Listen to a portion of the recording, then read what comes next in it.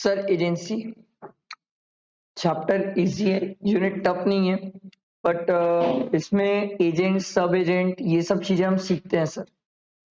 मतलब normal day to day वाली बातें रहती है बहुत सारी, कुछ बातें थोड़ी सी नहीं रहती है। नॉर्मली हमें इनमें ये सब बातें हमें पता होती है।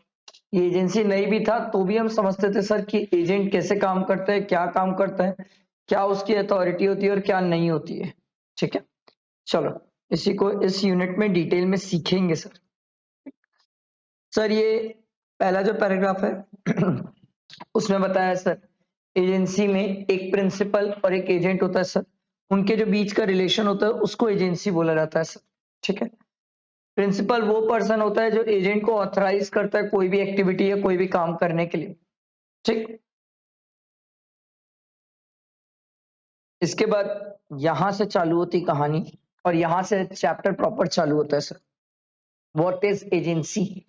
देखो, इन्होंने बोला sir agency word as such Indian contract act में डिफाइन तो नहीं है, पर फिर भी सर सेक्शन 182 डिफाइन करता है एजेंट और प्रिंसिपल को। एजेंट मतलब देखो, means a person employed to do any act for another और to represent another in dealing with the third person. ऐसा कोई भी पर्सन जो आपके बिहाफ में काम करे, ठीक है, और आपके बिहाफ में थर्ड पार्टी को रिप्रेजेंट करे, उसको हम एजेंट बोलेंगे। ठीक, प्रिंसिपल कौन होता है सर? प्रिंसिपल पर्सन वो होता है सर जिसके बिहाफ में सामने वाला पर्सन काम कर रहा है सर। ठीक है, देखो, test of agency. Test of agency मतलब प्रूव करना कि सर ये लोग प्रिंसिपल एजेंट है कि नहीं, ये दोनों के बीच में प्रिंसिपल एजेंट का रिलेशन है कि नहीं। देखो, whether the person has the capacity to bind the principal and make him answerable to the third party। अगर कोई पर्सन किसी के बिहाफ में काम कर रहा है और वो अपने काम के लिए अगर प्रिंसिपल को बाइंड कर सकता है, ठीक है, और सर अगर कल के दिन कुछ उससे गलती होती है तो प्रिंसिपल को जवाब देना पड़ेगा, तो उस केस में बोला जाएगा सर कि इन लोगों के बीच में एजेंसी है। अगर वो अपने काम के लिए प्रिंसिपल को बाइंड नहीं करता या प्रिंसिपल आंसरेबल नहीं है उसके काम के लिए, जवाब नहीं देना पड़ेगा, तो वहां पर वो एजेंट नहीं है। ठीक, दूसरा देखो, whether he can whether he can establish privity of contract. Doctrine of privity याद है? Stranger to a contract, stranger to a consideration between the principal and the third party. If the answer to this question is affirmative, yes, then there is the relation of agency। मतलब sir याद है हमने बोला था sir doctrine of privity of contract होता है, जिसमें हमने ये बोला था सर जो पार्टी टू द कॉन्ट्रैक्ट रहते हैं वही एक दूसरे के ऊपर केस कर सकते हैं, कोई और केस नहीं कर सकता, आउटसाइडर केस नहीं कर सकता। स्ट्रेंजर टू अ कंसिडरेशन हो सकता है, स्ट्रेंजर टू अ कॉन्ट्रैक्ट नहीं हो सकता। फिर हमने बोला था sir there are certain exception to it, जिस एक्सेप्शन में हम एजेंसी पढ़ते थे सर, और एजेंसी में हम ये बोलते हैं सर कि third party to the contract भी केस कर सकता है। अब यहाँ पर थर्ड पार्टी कौन होगा सर? एजेंट जिसके थ्रू कॉन्ट्रैक्ट, एजेंट जैसे देखो ये प्रिंसिपल, ये एजेंट और ये थर्ड पार्टी। ठीक, तो एजेंट थर्ड पार्टी के साथ कॉन्ट्रैक्ट करता है। कल के दिन अगर एजेंट कोई भी काम गलत करता है तो उस केस में थर्ड पार्टी भी किसके ऊपर केस कर सकता है? प्रिंसिपल के ऊपर। आई बात समझ? बैठा दिमाग में? आगे बढ़ते हैं। ठीक, thus agency is a comprehensive word used to describe the relation between one person and another, where the first mentioned person brings the second mentioned person into legal action with others। ठीक है, legal relations create करते हैं हम agency में। देखो ये word दिया हुआ sir, the rule of agency is based on the maximum क्वी फेसेट पर एलम फेसेट पर से, he who acts through the agent is himself acting. मतलब जो पर्सन, समझो, ध्यान दो सर, प्रिंसिपल के बिहाफ में एजेंट एक्ट करता है, तो एजेंट जो भी काम कर रहा है ये माना जाता है कि वो काम कौन कर रहा है? प्रिंसिपल कर रहा है, उसकी परछाई है वो। समझ आया? देखो अगला दिया हुआ है appointment and authority of agent. Sir कौन अपॉइंट कर सकता है और एजेंट की क्या अथॉरिटी होगी? देखो, who may employ an agent according to section 183, any person who attained majority मतलब माइनर बाहर हो गए sir. According to the law to which he is subject and who is of a sound mind may employ an agent. तो दो लोगों की बातें हुई सर.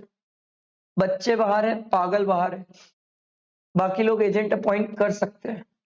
ठीक है, देख लो सर, मेजर और साउंड माइंड.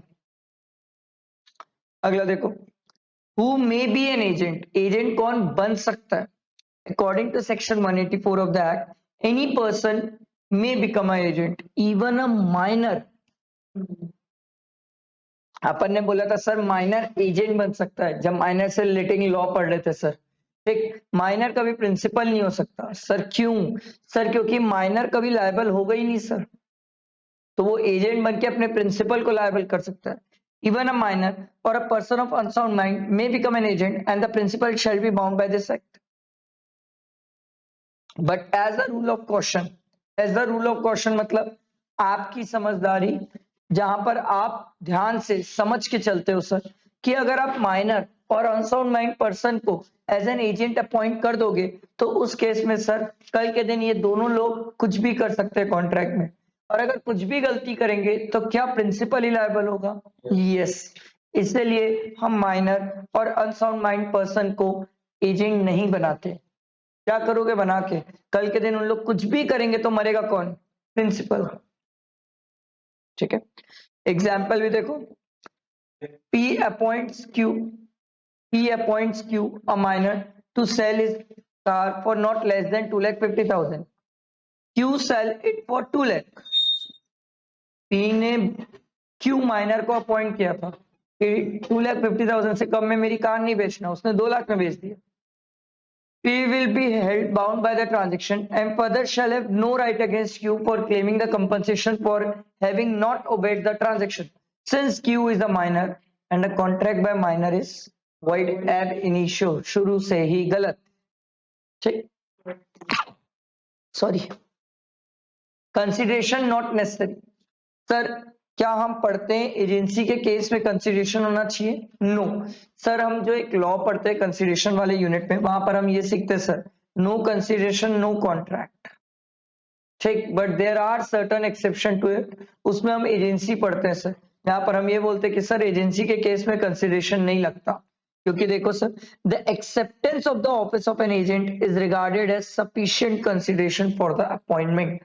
जब आप किसी के एजेंट बनते हो तो जैसे ही आप एजेंट बनने के लिए एक्सेप्ट कर लेते हो, वो एजेंट बनने के लिए जो आप एक्सेप्ट करते हो उसी को कंसिडरेशन मान लिया जाता है. अलग से पैसा नहीं लगता. याद है ना अपन बातें कर रहे थे सैमसंग की एजेंसी, एप्पल की एजेंसी. जैसे ही आप एक्सेप्ट कर लेते हो कि हाँ मैं इसकी एजेंसी लूंगा, तो सर तभी ये कंसिडरेशन मान लिया जाता है जो आप एक्सेप्ट कर रहे हो. आओ sir, creation of agency. In the words of Desai J of the Supreme Court of India, the relation of agency arises whenever one person called the agent has the authority to act on behalf of another called the principal and consent to act. The relation has genesis in a contract. The relation of the principal and agent may be created in any of the following manner. देखो कैसे कैसे create किया जाता है. The authority may be expressed or implied. Express implied मतलब याद है, बोल के या लिख के. ठीक है, इसके एग्जांपल देखो. A is residing in Delhi and he has a house in Kolkata. Delhi में रहता है, घर कोलकाता में. A authorises B under a power of attorney as a caretaker of his house. क्या हम केयर टेकर अपॉइंट करते हैं? यस, लोग बहुत करते हैं, कॉमन है केयर टेकर सर. तो सर यहाँ पर एजेंसी हो गई सर, क्योंकि जो केयर टेकर है वो मेरा एजेंट है सर. वो मेरे बिहाफ में घर को किराए पे भी दे सकता है. मैं मना करूंगा तो घर किराए पे नहीं देगा, उसका सिर्फ ध्यान रखेगा. वो डिपेंड करेगा हमारे आपस का एग्रीमेंट क्या है सर. अगला देखो, if a customer of a bank wishes to transact his banking business through an agent, the bank will require written evidence of the appointment of an agent and will normally ask to see the registered power of attorney appointing the agent.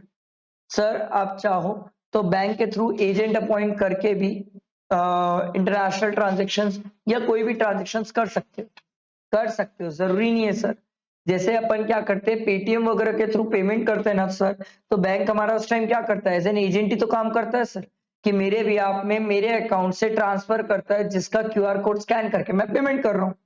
अब जब ये agency वाला काम करता है bank, तो इसके लिए मेरे से बैंक चार्जेस भी ले सकता है और चार्जेस ना भी ले, डिपेंड करे सर। अगला है इम्प्लाइड अथॉरिटी। इम्प्लाइड वर्ड का मतलब क्या है सर? मान के चलना, जहां पर by conduct, course of dealing, by action कुछ ऐसा है जिससे लग रहा है वो एजेंट है सर। देखो, an authority is said to be implied when it is to be inferred from the circumstances of the case. देखो, circumstances of the case, conduct of the parties, things spoken or written or in the ordinary course of dealing may be accounted from the circumstances of the case. वो समय देख के और कोई भी contract देख के पता चलेगा sir. If a person realizes rent and give it to the landlord, he impliedly act for the landlord as an agent. बहुत प्यारा एग्जाम्पल दिया सर, ये बहुत प्यारा एग्जाम्पल दिया सर। कई ये जैसे मैं आपको वो बताता हूँ, वार्डन लोग नहीं होते हैं सर, जो हॉस्टल के वार्डन्स होते हैं, वो लोग क्या करते हैं सर? वार्डन लोग जितने भी लोग रहने आए हैं वहां पर उस हॉस्टल में, उनसे क्या करते हैं? रेंट कलेक्ट करते हैं और मालिक को दे देते हैं। तो वार्डन ऐसा क्या काम कर रहे हैं? एजेंट। एग्जाम्पल देखो, A owns a shop in Ilampur, living himself in Kolkata. खुद कोलकाता में रहता है, सेलमपुर में उसकी shop, and visiting the shop occasionally, कभी कभी शॉप आ जाता है sir. Shop is managed by B and he is in the habit of ordering goods from C in the name of A for the purpose of the shop and paying for them out of the A's fund with A's knowledge। सब चीज तो A के नाम पे कर रहा है, A की दुकान में बैठा है, A के नाम से माल खरीदता है, A के नाम से पैसे पेमेंट करता है, सब चीजें A को बताता है। तो प्रैक्टिकली B क्या कर रहा है? एज एन एजेंट काम कर रहा है A का। B has an implied authority from A to order goods from C in the name of A for the purpose of the shop। तो यहां पर वो क्या कर रहा है? एज एन एजेंट काम कर रहा है। अगला देखो, implied agency include, सबसे पहले agent by estoppel. Estoppel word का मतलब सर जहां पर वो अपना ऐसा कोई कंडक्ट कर रहा है जिससे लग रहा है वो एजेंट है। देखो, where the principal by his conduct और statement wilfully induces another person to believe that a certain person is an agent. जहां पर प्रिंसिपल या तो अपने कंडक्ट से या तो कहीं स्टेटमेंट बोल के या लिख के सामने वाले को ये दिखा रहा है कि जो बंदा काम कर रहा है वो मेरा एजेंट है। He is subsequently prevented or stopped from denying the fact of agency। तो जो वो थर्ड पार्टी है ना, वो ये नहीं बोल सकता कि ये आदमी आपका एजेंट नहीं है, क्योंकि प्रिंसिपल ने या तो अपने कंडक्ट से दिखाया या तो बोल के बता दिया कि भैया ये मेरा एजेंट है, अब मेरे बदले तू इससे माल ले लेना। देखो, according to section 237 the contract act, an agency by estoppel may be created when the following essentials are fulfilled। the principal must have made representation, या तो दिखाया होगा या तो बोल के या तो लिख के। एक्सप्रेस हो सकता है, इम्प्लाइड हो सकता है representation. The representation must state that agent has an authority to do certain act although he really he has not. Real में शायद उसके पास कोई अथॉरिटी ना हो, बट अगर प्रिंसिपल ने उसे कोई अथॉरिटी दी है कुछ काम करने के लिए sir, the principal must have induced a third party by such representation. मैं बोल रहा हूं सामने वाले को कि देख भाई मेरा एजेंट है, तू इसी के थ्रू काम कर ले, and the third person has believed the representation and made the contract on believe of such representation. समझ आ रहा है क्या हुआ? समझ आ रहा है ना सर? एक प्रिंसिपल है, एजेंट है और थर्ड पार्टी है। ठीक है, प्रिंसिपल ने क्या किया? थर्ड पार्टी को बोला भाई ये मेरा एजेंट है, या तो बोला या तो कंडक्ट से दिखाया सर कि वो उसका एजेंट है। तो उस केस में सर ये थर्ड पार्टी एजेंट के साथ कॉन्ट्रैक्ट कर ली। अब कल के दिन मान लो ये एजेंट से कोई गलती होती है, कुछ नुकसान होता है, तो क्या प्रिंसिपल भी लायबल होगा? यस, प्रिंसिपल भी लायबल होगा, क्योंकि प्रिंसिपल ही तो था जो रिप्रेजेंटेशन कर रहा था। समझ आया? एग्जाम्पल देखो, A consign goods to B for sale and give him instruction not to sell below a fixed price। A ने B को गुड्स दिया और बोला कि भाई फिक्स प्राइस दे रहा हूं, इससे कम में मत बेचना। being ignorant of B's instruction, enter into a contract with B to buy the goods at a price lower than the reserve price। अब C जो था उसे नहीं पता था A और B के बीच में बात क्या हुई। C तो सर B से कॉस्ट प्राइस से कम, फिक्स प्राइस जो थी उससे कम में खरीद लिया। Now A is bound by the contract. कौन? A। B किसके बिहाफ पे कॉन्ट्रैक्ट किया? A के बिहाफ में। तो ए कौन हुआ? प्रिंसिपल, बी कौन हुआ? एजेंट, और सी कौन हुआ? Third party. A cannot plead that he has given instruction to B to not to sell the goods below the certain price. An agency by estoppel is consequently deemed between A and B. समझ आया? बैठा दिमाग में? अगला देखो, अगला वाला आप लोग पढ़ो और मुझे समझाना।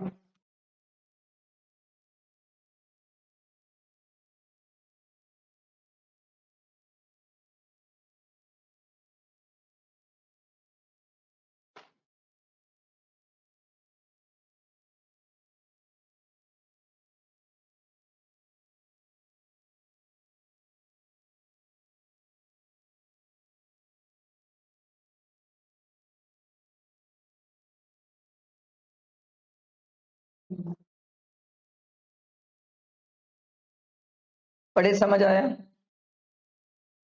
सर अगर कोई किसी के ब्याह में पर्सन काम कर रहा है, ठीक है, और हमेशा कर रहा है, और सामने वाला मना ही नहीं कर रहा है, हाँ ठीक है मेरे ब्याह में कर रहा है कर रहा है कर रहा है, तो जो थर्ड पार्टी है उसको तो यही लगेगा ना सर, वो उसका एजेंट होगा, तब तो हमेशा उसके ब्याह पे काम कर रहा है। अरे समझ, बैठा दिमाग में, बहुत सिंपल एग्जांपल था सर। अगला देखो सर, एजेंसी बाय नेसेसिटी।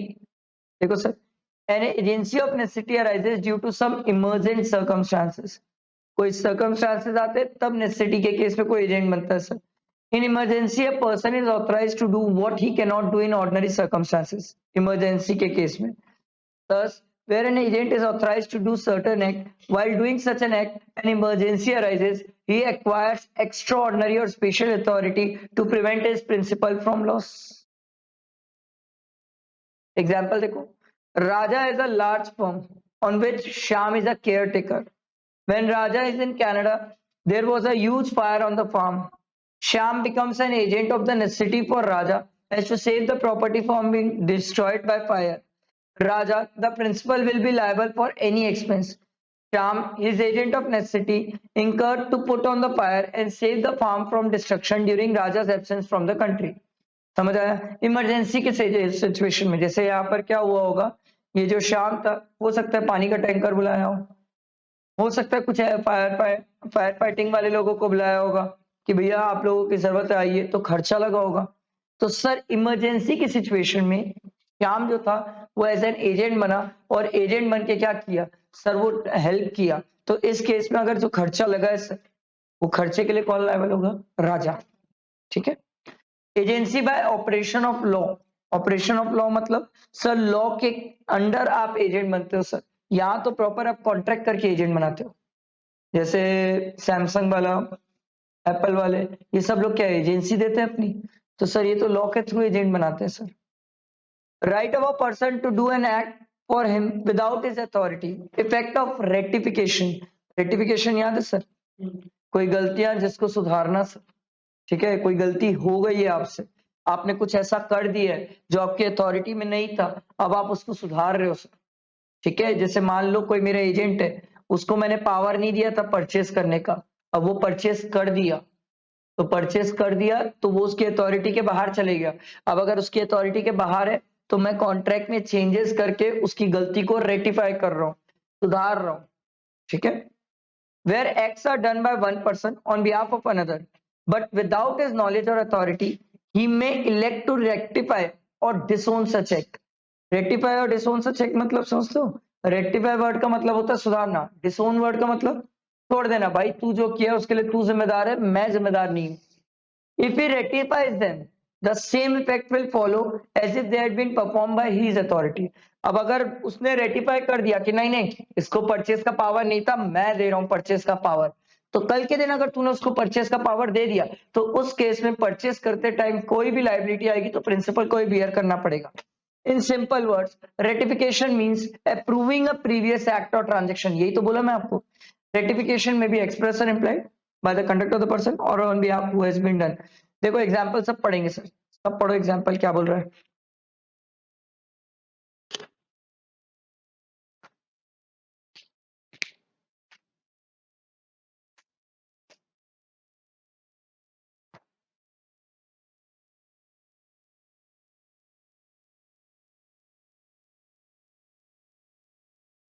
एक मिनट बुक दिखा।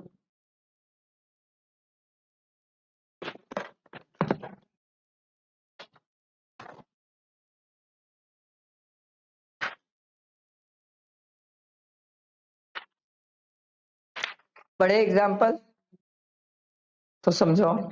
यश समझा। इसमें एक्स ना इसका वाई जो उसका एजेंट था के पास गुड्स खरीदने की पावर नहीं थी, लेकिन तब भी उसने एक्स से गुड्स खरीद लिया, एक्स से गुड्स खरीद लिया ना। हाँ फिर उसके 10 दिन बाद उसने बताया कि उसने गुड्स खरीदे, तो एक्स ने रिस्पॉन्सिबिलिटी ली कि वो पेमेंट कर देगा जेड को, जो भी उसने करिए। समझ आया। उसका पावर नहीं था सर परचेस करने का, बट उसके एक्ट को रेटिफाई किया गया सर। ठीक है। Essentials of a valid ratification. Ratification में भी एक्सप्रेस और इम्प्लाइड, बोल के लिख के जैसे करना चाहो सर। उसके भी एग्जांपल दिए, पढ़ो देखो क्या दिया हुआ है। If without authority buys goods from B, afterwards B sell them to C on his own account. B conduct implies the ratification of the purchase made for him by A. समझ आया है क्या हुआ? हाँ, जब नहीं था तो बेचा क्यों, बट बेच दिया आगे। ये कब रेटिफाई किया होगा पता है? जब बेचने से फायदा हुआ होगा। नुकसान होता तो बोल देता साले तू जान तेरा काम जाने, क्यों बेचा। समझ आ रहा है? ठीक है, चलो देखो अगला है knowledge requisite for valid ratification. No valid ratification can be made by a person whose knowledge of the fact of the case is materially defective। मतलब सर गलती सुधारने के लिए भी पहले पता तो होना चाहिए गलती क्या है। अब एक गलती नहीं पता है तो सुधारोगे क्या? देखो example, A has an authority from P to buy certain goods at the market price. He buys a goods higher than higher rate, but P accept the purchase. Afterward, P came to know that the goods purchased by A for P belonged to A himself. ये तो गजब level पे cut गया। क्या हुआ समझ आया? मेरा माल संकल्प के पास पड़ा था, मैं बेवकूफ टाइप से अपना ही माल संकल्प से खरीद रहा हूं। क्या हुआ समझ आया? अबे जब मेरा ही माल था तो मैं संकल्प से क्यों खरीद रहा हूं? ठीक है। The ratification is not binding on P. पागल है क्या? संकल्प बोलेगा सर आप ही का था, खरीद क्यों रहे हो मुझसे, ले जाओ। समझ आया? समझ आया सबको? देखो सर, द होल ट्रांजेक्शन में बी रेटिफाइड। चाहो तो आप पूरा रेटिफाई कर सकते हो पूरे ट्रांजेक्शन को। ठीक है। Ratification can not injure third person. आप जो चेंजेस करोगे उससे जो थर्ड पार्टी है उसकी राइट्स को इफेक्ट नहीं कर सकते। मतलब थर्ड पार्टी के पास जो राइट्स है वो वैसे के वैसे ही रहेगी। आप ये थोड़ी बोलोगे कि मान लो संकल्प को मैंने कुछ माल बेचने का अधिकार दिया, बाद में ये अधिकार खींच दिया, तो पाजी अगर संकल्प से माल खरीद चुका है तो बाद में ये मतलब पाजी ये थोड़ी, संकल्प ये थोड़ी बोल सकता है पाजी को कि मेरे पास तो अथॉरिटी ही नहीं थी, वर्धमान सर ले लिए थे, मैं बेच दिया, आई एम सॉरी पाजी, अब जो मिस्टेक होगी तो भुगत अकेले। ऐसा नहीं हो सकता सर। थर्ड पार्टी के पास अभी भी वो राइट्स रहेंगे। Ratification with in reasonable time. ये तो रिजनेबल टाइम डिपेंड करेगा, कोई पहले से नहीं बता सकता रिजनेबल टाइम क्या होगा, ये कॉन्ट्रैक्ट पे डिपेंड करता है सर। देखो example, A not being authorized there to be to buy B demands on behalf of B the delivery of chattel होगा the property of B from C who is in possession of it. Thus, this demand cannot be ratified by B so as to make C liable for damages for his refusal to deliver। बताओ ये क्या हुआ?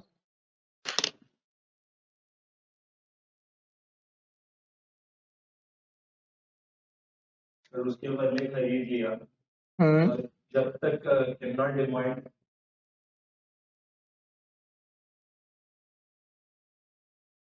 तो भी सी के लिए liable रहेगा, कोई डैमेजेस सी को हुआ डिलीवरी के। नहीं समझा।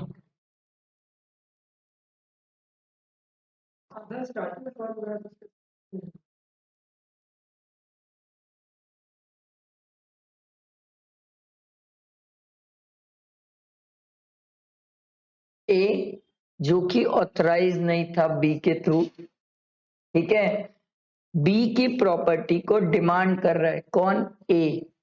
किससे? सी से। क्या बोला यहां तक समझ आया? और प्रॉपर्टी अभी किसके पास है? सी के पास। This demand can not be ratified by B. B इसको ठीक नहीं कर सकता, so as to make C liable for damages, क्योंकि सर ए ऑथराइज नहीं था बी के थ्रू उसकी प्रॉपर्टी लेने के लिए। समझ आया क्या बोला? समझ आया ना? हाँ, सी मना कर दिया ना, सी सीधा बोल दिया कि तेरे पास अथॉरिटी ही नहीं है, मैं तेरे को प्रॉपर्टी क्यों डिलीवर करूं? अथॉरिटी होती तो डिलीवर कर देता। समझ आया? अगला देखो example, A holds a lease from B terminable on 3 months notice. C, an unauthorized person, give notice of termination to A. अबे बाहर वाला नोटिस कैसे दे दिया? The notice cannot be ratified by B so as to be binding on A. उस notice को आप ठीक नहीं कर सकते। आप ये नहीं बोल सकते अरे नोटिस बाहर वाला दे दिया, तू मान ले चल मैं ये नोटिस दिया हूं, ऐसा थोड़ी होता है सर। अगर आपको खाली करवाना है आपको नोटिस देना पड़ेगा, आपके भी आप में कोई दूसरा तीसरा थर्ड पार्टी कोई नोटिस थोड़ी दे देगा सर। समझ आया? कम्युनिकेशन ऑफ रेटिफिकेशन, अगर कुछ चेंजेस कर रहे हो तो आपको बताना पड़ेगा सर अदर पार्टी को भी कि अपन ये चेंजेस कर रहे हैं। Act to be ratified must be valid, जो भी आप रेटिफिकेशन कर रहे हो आप वो कर सकते हो जो लीगली लॉ आपको अलाउ करता है। आप ऐसे रेटिफिकेशन नहीं करते जो लॉ अलाउ नहीं करता। जैसे मान लो मैंने लक्ष्य के साथ कॉन्ट्रैक्ट किया कि लक्ष्य मैं तेरे को घर बेचूंगा, बाद में सर उसी क्या बोलते हैं घर बेचने का पावर दूंगा और आगे तू घर बेच सकता है। बाद में मैं उसको चेंज नहीं कर सकता कि लक्ष्य घर कैंसिल करते हैं, मैं तेरे को चरस गांजा बेचने का पावर दे रहा हूँ, तू भी आगे बेचेगा। सर नहीं कर सकता क्योंकि which is not permitted under any law. अगला देखो, extent of agents authority. Sir agent की जो अथॉरिटी है उसको किस एक्सटेंट तक हम कवर कर सकते हैं, मतलब किन केसेस में एजेंट लायबल होगा, क्योंकि जो उसके अथॉरिटी में नहीं है उसके लिए वो लायबल भी नहीं होगा सर। कौन? प्रिंसिपल। प्रिंसिपल बोलेगा मैं क्यों लायबल हूं भाई, तू अपनी औकात से ज्यादा काम किया तू जान। The agent authority is govern by two principal, namely in normal circumstances और in an emergency. Normal circumstances में क्या होता है सर, जो उसको लॉफुली पावर दिया गया है वो काम वो कर सकता है। एक agent ordinary course of business में हर वो काम कर सकते हैं जो नॉर्मली उसको पावर दिया गया है, जब तक आप कुछ कॉन्ट्रैक्ट में और नहीं लिखते। अगर आप कुछ कॉन्ट्रैक्ट ऑफ एजेंसी में कुछ लिख के अगर उसको रोक रहे हो तो वो काम वो नहीं कर पाएगा। An agent having an authority to do an act has an authority to do everything but lawful होना चाहिए, which is necessary in order to do such act. An agent has an authority to carry on the business, has authority to do every lawful thing necessary for the purpose, or usually done in the course of conducting such business. मतलब एक agent bill draw भी कर सकता है, एक agent payment भी ले सकता है, एक एजेंट परचेज भी कर सकता है, एक एजेंट सेल का भी ट्रांजैक्शन देख सकता है, नॉर्मली सब काम कर सकता है। Agent's authority in an emergency. An agent has an authority in an emergency to do all such act for the purpose of protecting his principal from a loss, as would have been done by a person of an ordinary prudence in own case under similar circumstances. अब ये emergency जो है, ordinary prudence, similar circumstances, ये case to case depend करेगा, कोई पहले से नहीं बता सकता। देखो एग्जांपल किसका, ऑर्डिनरी कोर्स बताया तो एक एजेंट विल बी एग्जांपल लिखा है ना। अच्छा हाँ ये ऊपर वाला एग्जांपल है देखो, A is employed by B residing in London to recover at Mumbai a debt due to B. A may adopt any legal process necessary for the purpose of recovering the debt and may give a valid discharge of for the same. क्या बोला ये sir, अगर मैंने किसी party को, Varthaman sir ने अगर किसी पार्टी को ये अधिकार दिया कि भाई तू मेरे बदले मेरे बिहाफ में डेट रिकवर कर सकता है, तो कल के दिन वो उसके ऊपर केस भी कर सकता है, ये नॉर्मल है, डेट के लिए केस किया जा सकता है सर। देखो अगला, A constitutes B as his agent to carry on the business of ship builder. B may purchase timber and other material and hire workmen for the purpose of carrying on the business. क्योंकि simple सी बात है sir, अगर आप उसे business करने का अधिकार दे रहे हो तो वो मटेरियल वगैरह तो खरीदेगा, नहीं तो बिजनेस कैसे करेगा सर, बिना मटेरियल खरीदे तो बिजनेस नहीं कर पाएगा sir. To constitute a valid agency in an emergency following condition must be satisfied. देखो सर, अगर इमरजेंसी में कुछ अगर आपको काम करना है और वो वैलिड होना चाहिए तो सर कुछ कंडीशन है उसके लिए। देखो, agent should not be in a position or have any opportunity to communicate with principal within the time available. Sir आप प्रिंसिपल से कांटेक्ट कर ही नहीं पा रहे हो, तभी तो इमरजेंसी है। अगर आप उससे कांटेक्ट कर सकते हो तो आप उसको फोन लगा के पूछ लो, भाई ये काम करूं कि नहीं करूं। There should have been actual and a definite commercial necessity होनी चाहिए सर, जरूरत होना चाहिए उस टाइम पे, ठीक है। For the agent to act promptly, तुरंत। The agent should have acted bona fide sir, for the benefit of the principal, bona fide. The agent should have adopted the most reasonable and a practical course, जो उस काम को करने के लिए था sir. The agent must have been in a possession of the goods belonging to the principal, which are the subject matter of the contract. Sir अगर agent के पास ही गुड्स नहीं है तो फिर वो करेगा कैसे सर, फिर तो वो प्रैक्टिकली पॉसिबल नहीं है कर पाए। देखो example, an agent who has the authority for sale of goods may repair if it is necessary. Obviously बात है सर, बेचने के पहले अगर गुड्स में कुछ थोड़ा सा दिक्कत आ गई, डैमेज आ गई, तो उसको रिपेयर कर सकता है नॉर्मली। अगला देखो, A consigns perishable goods to be at Srinagar with direction to send them immediately to see at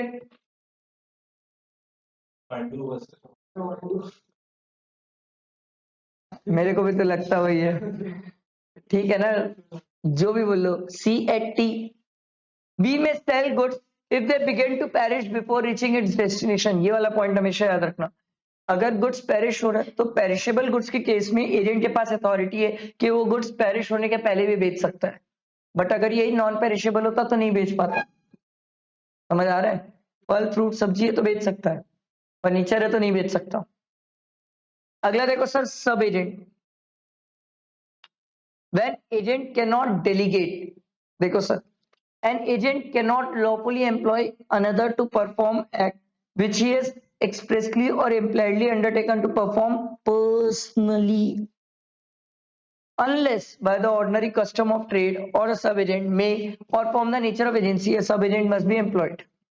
जब तक सर नॉर्मली क्या होता है, हर काम एजेंट को ही करना पड़ता है, और अगर एजेंट ने बोला कि कोई काम मैं ही करूंगा तो वही करेगा sir.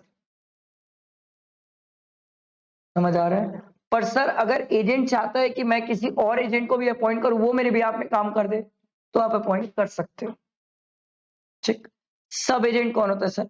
A sub agent is a person employed by and acting under the control of, तो अब कौन कौन हो गए? प्रिंसिपल, एजेंट और सब एजेंट। ये इसके अंडर काम कर रहा है और ये इसके अंडर काम कर रहा है, ध्यान रखना, ठीक है। ये मतलब सब रेट को भी करेगा ऑथराइज, तो उसको भी कितना कुछ पावर देगा जिसको पढ़ेंगे ना, अभी तो पूरा वही बचा है, सब एजेंट के पावर, अथॉरिटी सब पढ़ेंगे, राइट्स क्या होते हैं। सब एजेंट, सब agency refers to a case where an agent appoint another agent. The appointment of sub agent is not lawful because the agent is a delegate, agent is a delegatee and a delegatee cannot further delegate. This is based on a Latin principle delegatus not potest delegatory. जिसको हमने कोई काम delegate किया है वो और किसी और को डेलीगेट नहीं कर सकता। अगर बचपन का याद हो बीएसटी, तो बीएसटी में हम पता है डेलीगेशन पढ़ते थे, उसमें हम पढ़ते थे अथॉरिटी, रिस्पॉन्सिबिलिटी और अकाउंटेबिलिटी। मैं आपको बताता था अथॉरिटी हम डेलीगेट कर सकते, अकाउंटेबिलिटी और रिस्पॉन्सिबिलिटी हम डेलीगेट नहीं कर सकते। किसी और को हम कैसे जिम्मेदार बनाएंगे सर?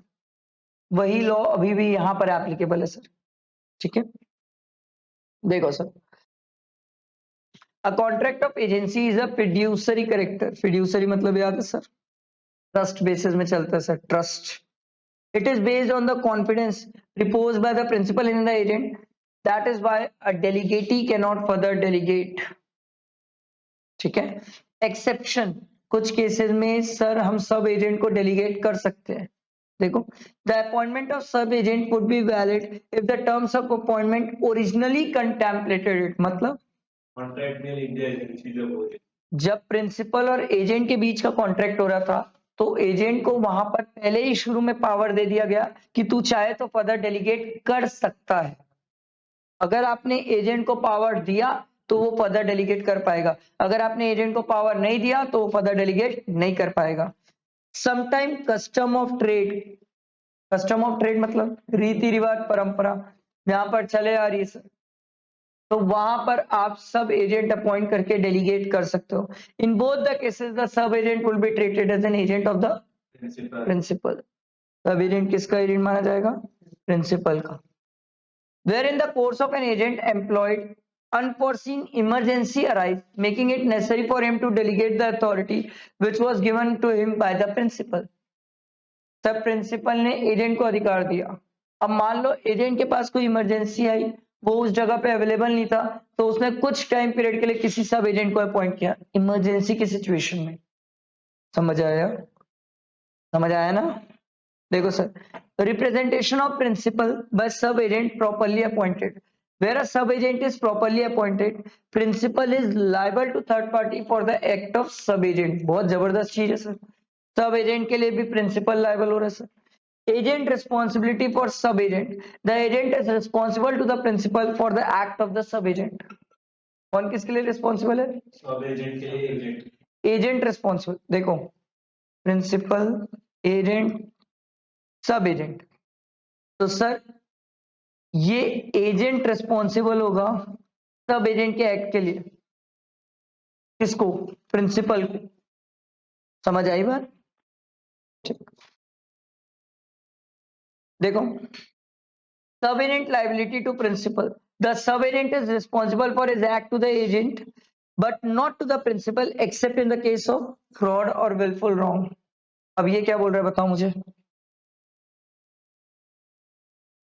सब एजेंट है वो डायरेक्टली प्रिंसिपल के लिए लायबल नहीं होगा, वो पहले एजेंट के लिए लायबल होता है, फिर एजेंट उसके एक्ट के लिए प्रिंसिपल के पास लायबल होता है। पर सर दो केसेस है जहां पर सर सब एजेंट जो होता है वो डायरेक्टली किसके लिए लायबल हो जाता है?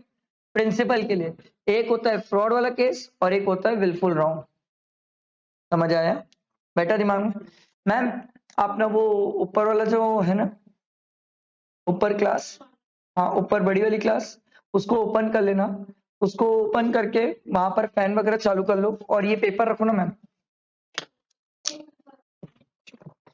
Agent responsibility for sub agent appointed without authority. Sir बिना अथॉरिटी के आपने अपॉइंट किया। Where an agent without having authority to do so has appointed a person to act as sub agent, the agent is responsible for his act both to the principal and to the third person। आप एक बार open करके करो, मैं आ रहा, ठीक है, देख लूंगा। समझ आया सर? कौन किसके लिए रिस्पॉन्सिबल है? एजेंट रिस्पॉन्सिबल है प्रिंसिपल को और एजेंट रिस्पॉन्सिबल है किसको? थर्ड पर्सन को। किसके एक्ट के लिए? सब एजेंट के लिए, क्योंकि सब एजेंट लॉफुली अपॉइंट नहीं हुआ था सर, अथॉरिटी नहीं थी आपके पास अपॉइंट करने की। The principal is responsible for the act of the sub agent, ठीक, and the sub agent is not responsible to the principal at all, he is only answerable to the agent. Example देखो, A carrier carried to carry 60 bags of cotton waste from Morbi to Bhavnagar by a truck. A asked B, another carrier, to carry the goods. The goods were damaged in transit. Held, A was liable even though it was proved that B was the carrier। क्या हुआ? समझ आया? समझ आया कि नहीं? Sir एक person होगा जिसने सर ए को अपॉइंट किया था कि मेरा माल लेके चले जाना। अब ए ने भी बी को अपॉइंट कर लिया, भाई मेरे बदले तू माल लेके चले जा।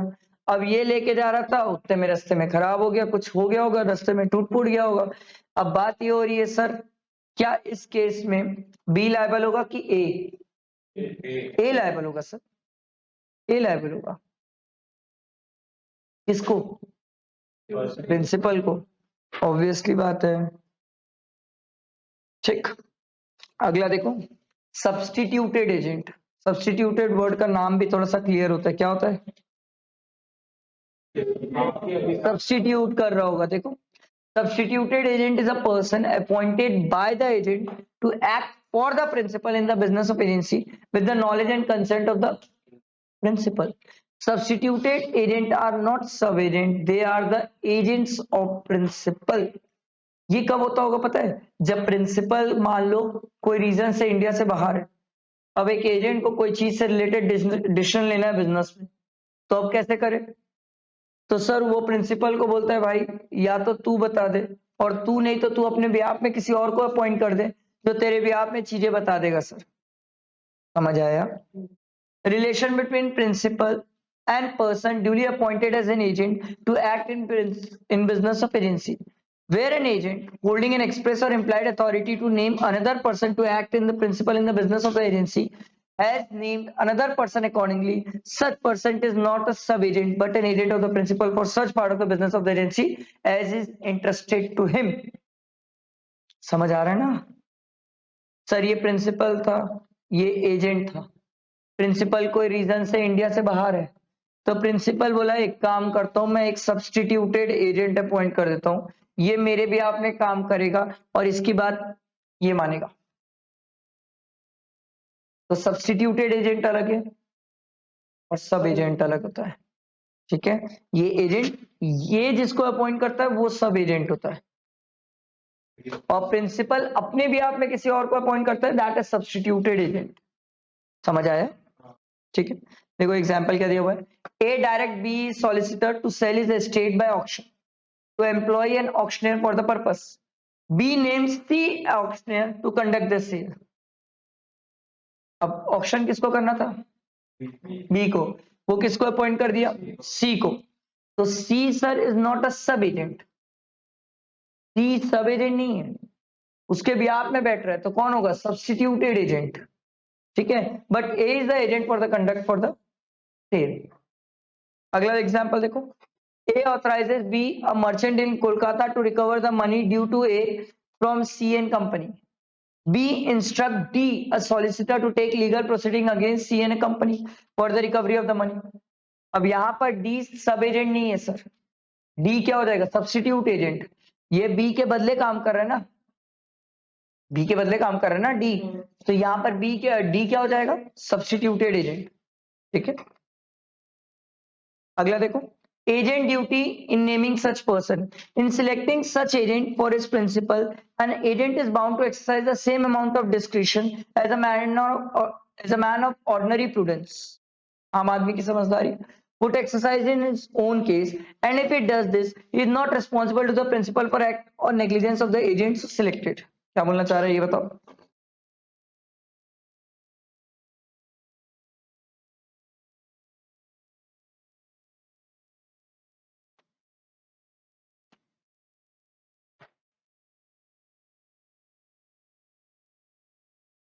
अगर अपन एजेंट को ऐसा अपन करते हैं, ऑथराइज करते हैं, और जैसे कोई सर्कमस्टेंसेस आते हैं जिसमें वो अपने खुद ही केस में से एक्ट करता है, तो मैंने ऐसा एक्ट किया है, तो फिर मैं प्रिंसिपल को मैं लायबल नहीं कर सकता। और एग्जांपल देखो तो आपको और अच्छी क्लैरिटी होगी। A instruct B a merchant to buy a ship for him. A ने बी को बोला शिप बाय कर ले मेरे लिए। B employs the ship surveyor of a good reputation to choose a ship for A. By किसको करना चाहिए था? बी को, बट बी ने क्या किया? एक शिप सर्वेयर अपॉइंट किया और उसके थ्रू बाय कर रहा था ए के लिए। The surveyor makes the choice negligently and the ship turns out to be unseaworthy and is lost. B is not, but the surveyor is responsible to A. B क्यों नहीं होगा? वो तो जो ऐसा अगर प्रिंसिपल के रहते जैसे अपने लिए तो पीछे करता तो भी वो शिप सर्वेयर का पॉइंट, तो विद और विदाउट नॉलेज किया ना कि वो खराब शिप। समझ आया? एक ऑर्डिनरी प्रूडेंस जैसे अगर ए भी खुद शिप खरीदता तो वो भी सर्वेयर को अपॉइंट करता है, एक ऑर्डिनरी प्रूडेंस जैसे। तो अगर ऑर्डिनरी प्रूडेंस जैसे कोई एजेंट काम कर रहा है तो उस केस में वो जो थर्ड पार्टी के कारण हमें लॉस हो रहा है, तो सर कौन लायबल होगा? Third party. किसको? प्रिंसिपल को कि एजेंट को? प्रिंसिपल को। एजेंट की गलती थोड़ी क्या। ठीक, अगला एग्जांपल देखो। A consign goods to B, a merchant for sale. B in due course employs an auctioneer in good credit to sell the goods of A and allows an auctioneer to receive the proceed for the sale. Auctioneer afterwards became insolvent without having been accounted for the proceed. B is not responsible to A for the proceed. क्योंकि ordinary course of business में मैंने समझा sir कि मैं auctioneer को दूंगा तो वो कर लेगा। अब ऑक्शनियर ही कुछ गलत कर रहा है तो एजेंट बोलेगा मेरी गलती थोड़ी क्या। आ रहा है समझ?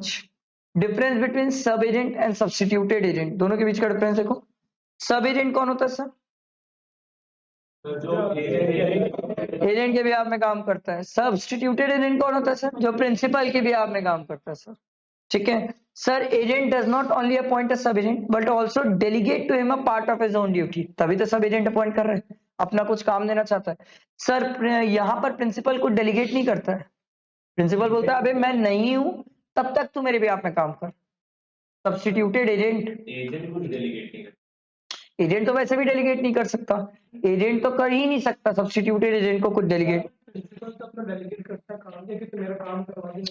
वो अभी उसके बिहाफ में, उसके एब्सेंस में काम कर रहा है सब्स्टिट्यूटेड एजेंट। कुछ जरूरी काम आ गया था जहां पर प्रिंसिपल अवेलेबल नहीं है और उस मैटर पे डिसाइड करना जरूरी है। हाँ, there is no privity of contract between principal and sub agent, क्योंकि सब एजेंट को अपॉइंट कौन करता है? एजेंट। तो उनके बीच सर कॉन्ट्रैक्ट सब एजेंट और प्रिंसिपल के बीच हुआ ही नहीं है, कॉन्ट्रैक्ट तो प्रिंसिपल और एजेंट के बीच में हुआ है ना सर। और सर यहां पर प्रिविटी ऑफ कॉन्ट्रैक्ट की बात आ जाती है सर। क्यों? क्योंकि जो सब्स्टिट्यूटेड एजेंट अपॉइंट हो रहा है वो substituted agent sir as a principal ही तो काम कर रहा है सर एजेंट के लिए, ये समझ रहे हो ना? ठीक, the sub agent is responsible to the agent alone, क्योंकि सब एजेंट को अपॉइंट कौन किया? एजेंट।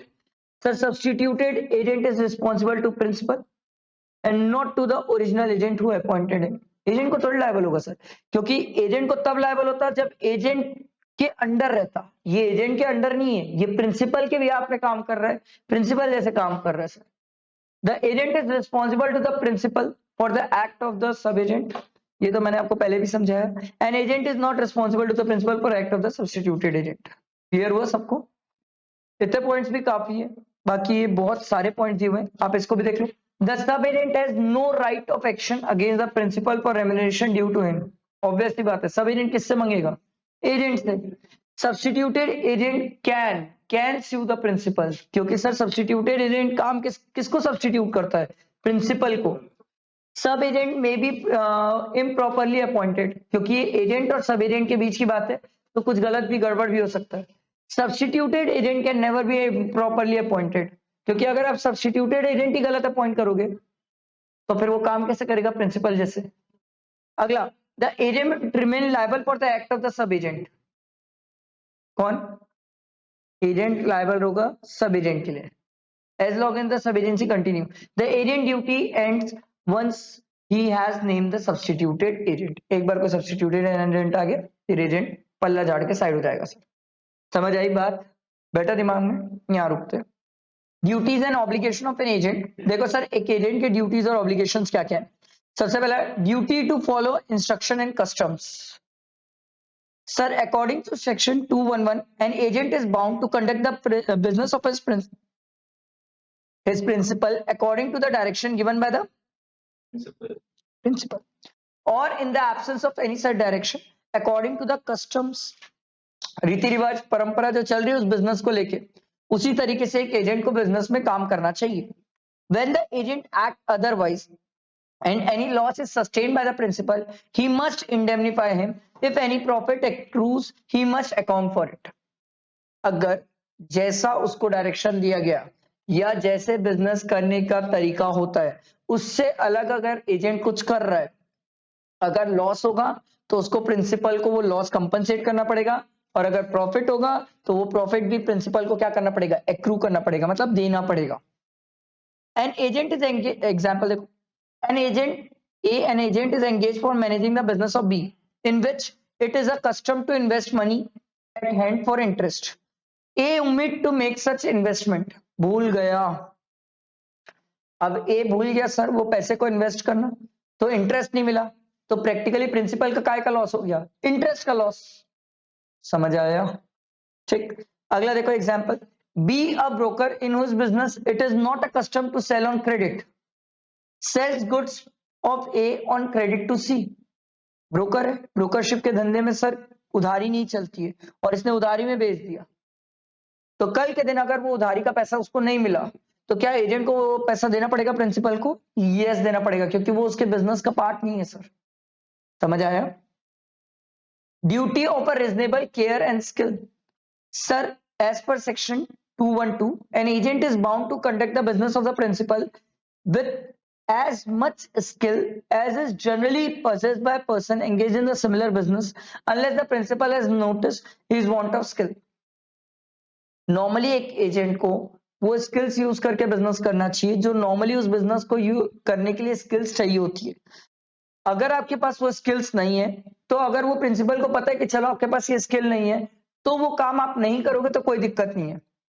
जैसे मान लो मैंने मान लो जैसे एग्जांपल है नित्यम को अपॉइंट किया और मुझे पता है नित्यम के पास कोई गुड सेल करने वाली स्किल नहीं है, तो इस केस में अगर नित्यम नहीं भी बेचता तो चलेगा सर, क्योंकि मुझे पता है उसके पास ये स्किल नहीं है. समझ आया? समझ आया? The agent is always bound to act with a reasonable diligence and use to such skill as he possesses and to make compensation to his principal in respect of the direct consequences of own neglect or want of skill or misconduct, but not in respect of loss or damages which are indirectly or remotely caused by such neglect, want or skill of misconduct. अगर indirect या किसी और के कारण होता है sir loss, तो agent बोलेगा मैं कंपनसेट नहीं करता. एग्जांपल देखो, a merchant in Kolkata has an agent B in London to whom a sum of money is paid on A's account with order to remit. समझ आया? क्या बोला? समझ आया? A merchant in Kolkata has an agent B in London, ठीक है, to whom a sum of money is paid on A's account with order to remit. B retains the money for the considerable time. A, in consequences of not receiving the money, becomes insolvent. क्या हो रहा है? समझ आ रहा है? किसी को नहीं आ रहा तो बताओ पहले, यहां तक नहीं तो फिर आगे बढ़ के क्या करूंगा मैं?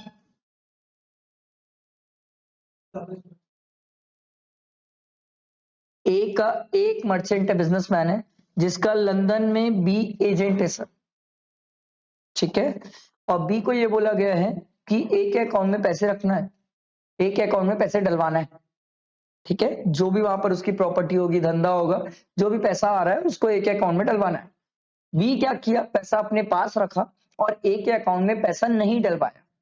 नहीं डलवाने के कारण क्या हुआ? ए इंसॉल्वेंट हो गया. अब समझ आया यहां तक?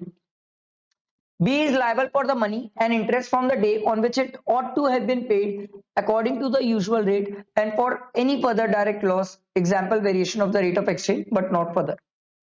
अब क्या होगा सर? B लायबल रहेगा, जो पैसा उसको नहीं दिया उसने ए को, प्लस उस पैसे पे इंटरेस्ट, और सर लंदन से पैसा आ रहा है तो सर यहाँ पर दो करेंसी का इन्वॉल्वमेंट है, तो अगर डॉलर वगैरह में चेंजेस आ रहे हैं और उसके कारण भी अगर बी ए को कम पैसे दे पा रहा है तो जितना कम दे पा रहा है उसके कारण भी वो लायबल होगा, क्योंकि अगर डॉलर रेट चेंज होगा तो उस केस में सर लॉस होगा. इंडियंस को लॉस होगा अगर डॉलर का रेट बढ़ गया तो, और डॉलर का रेट कम हो गया तो इंडियंस को फायदा होगा.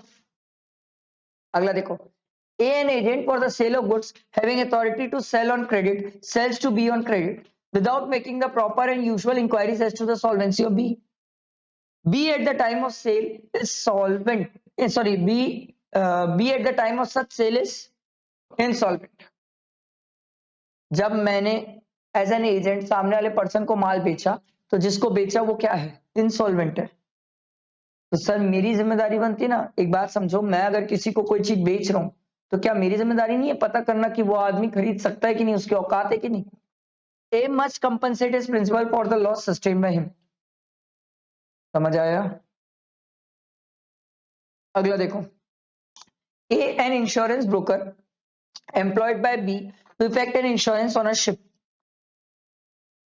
omit to see that the usual clauses are inserted in the policy. The ship is afterward lost. In the consequences of omission, nothing can be recovered from the underwriters. A is bound to make the good the losses to B. Obvious सी बात है. मतलब agent के through कोई insurance ले और agent कल के दिन कोई क्लॉज नहीं बताया और उससे हमें नुकसान होता है तो एजेंट लायबल होता है सर, हम एजेंट से ही वसूलेंगे. कंपनी बोलेगी पागल हो क्या बे, हम तो क्लॉज में सब लिखे थे, तुम पढ़े क्यों नहीं? हम मना किए थे पढ़ने के लिए. आप कंपनी को ये नहीं बोल सकते कि हम एजेंट के थ्रू लिए थे तो एजेंट की गलती होना चाहिए. कंपनी बोलेगी आपका एजेंट नहीं बताया, वो आपकी मिस्टेक है. आपकी एजेंट की मिस्टेक है। आप एजेंट से वसूलो ना, हम कब मना कर रहे हैं। अगला देखो, अगला वाला एग्जाम्पल आप लोग पढ़ो, पढ़ो सब एग्जाम्पल।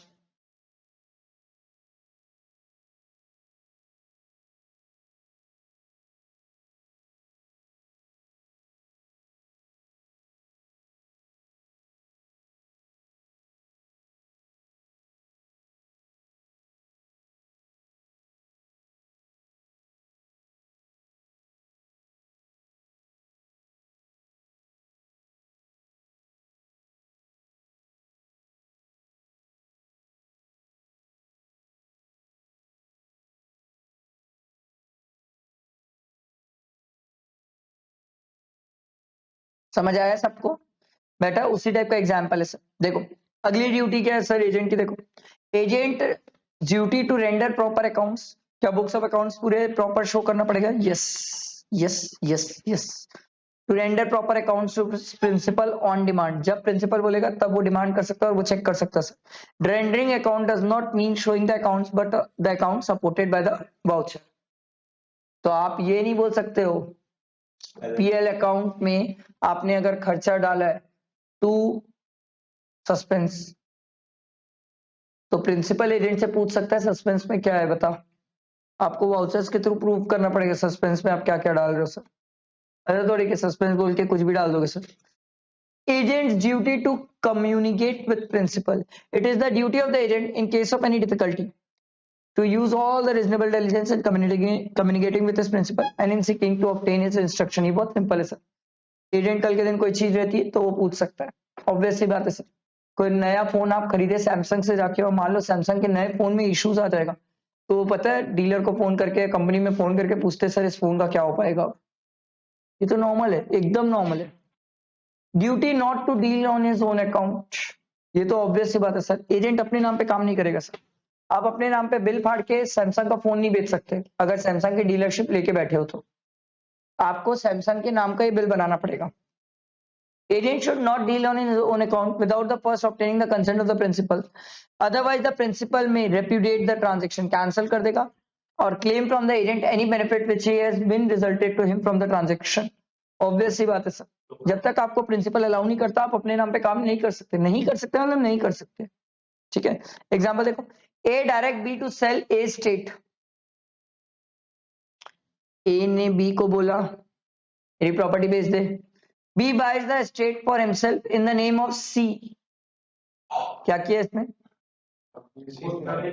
खुद खरीद लिया, बट किसके नाम से? C के नाम से।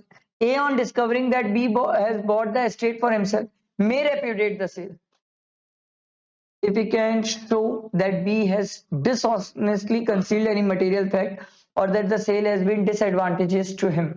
लगा तो कैंसिल करेगा, नहीं लगा नहीं करेगा। अगर मार्केट रेट में लिया होगा C के नाम से तो क्या गलत है? क्या गलत है? एग्जाम्पल देता हूं, मान लो लक्ष्य तो उसके जिया जी बोले कि यार मेरी ये प्रॉपर्टी बेच दे। अब लक्ष्य की पहले से नजर थी उसके जिया जी की प्रॉपर्टी में, पर डायरेक्टली बोल के तो ले नहीं पा रहा था, खानदानी रिलेशन था ना, तो गारंटीड बात थी कि रेट देगा नहीं, पैसा देगा नहीं, ऐसा ऐसा था, एक किस्सा था। तो लक्ष्य ने क्या किया, इनडायरेक्टली भविक के थ्रू क्या किया, खरीद लिया। ऐसा पूरा लक्ष्य का था, नाम सिर्फ भविक का था, बट क्या बोलते प्रॉपर्टी ले कौन रहा था? लक्ष्य ले रहा था। तो अगर मार्केट रेट में लेगा तो उसके जीएजी को क्या दिक्कत है? बेच दे। दिक्कत कब होगी जीएजी को? जब कम रेट में बेचेगा, मार्केट से कम में निकालेगा, जानबूझ के इस टाइप की हरकत करेगा तो दिक्कत होगी, नहीं तो कोई दिक्कत नहीं है, इट्स नॉर्मल, ठीक है चलेगा। पढ़ो 31 वाला एग्जाम्पल सब पढ़ेंगे सर, पढ़ो।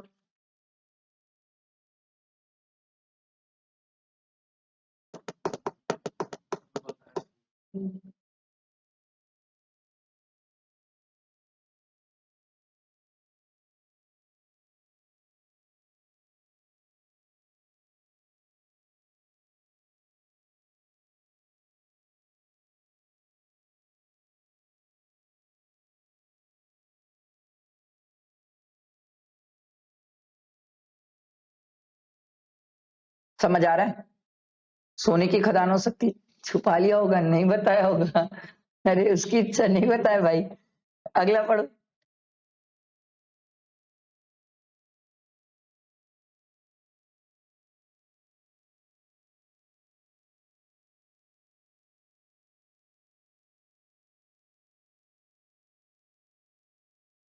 समझ आ रहा है सर?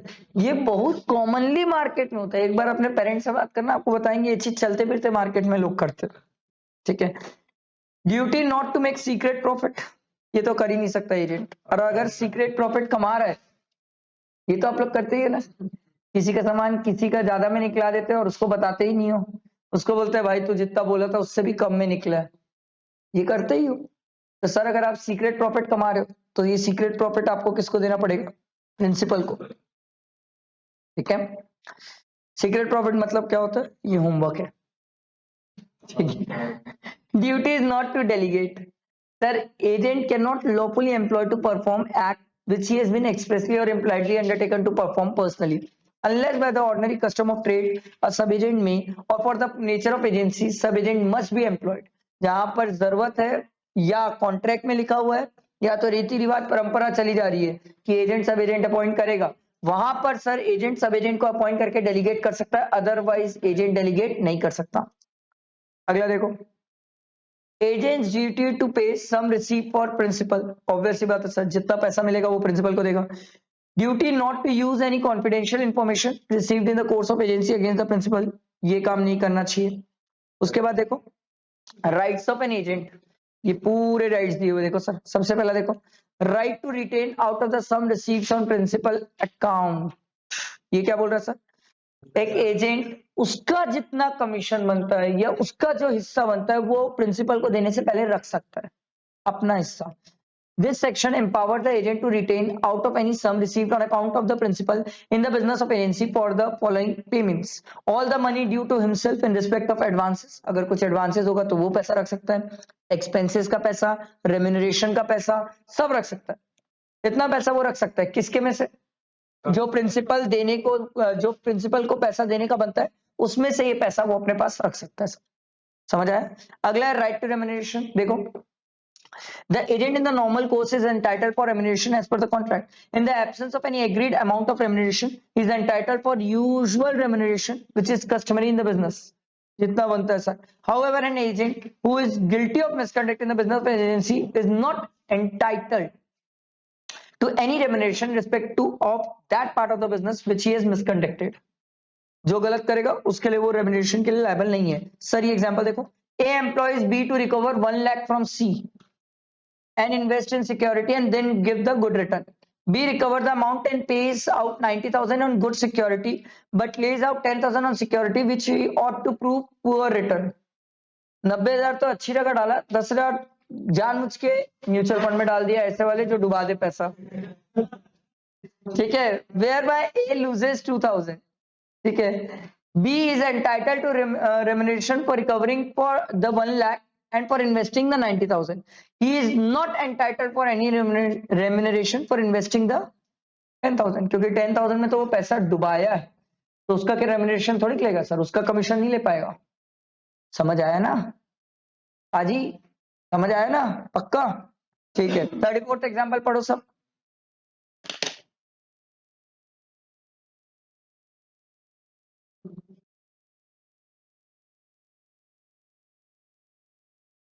समझ आया सबको? चलो, agent's lien on principal property. Lien word का मतलब क्या था? जप्ती। कौन जप्ती कर रहा है? एजेंट। किसकी प्रॉपर्टी में? प्रिंसिपल की। कब? जब उसको पैसा चाहिए होगा और पैसा नहीं दे रहा होगा सर प्रिंसिपल।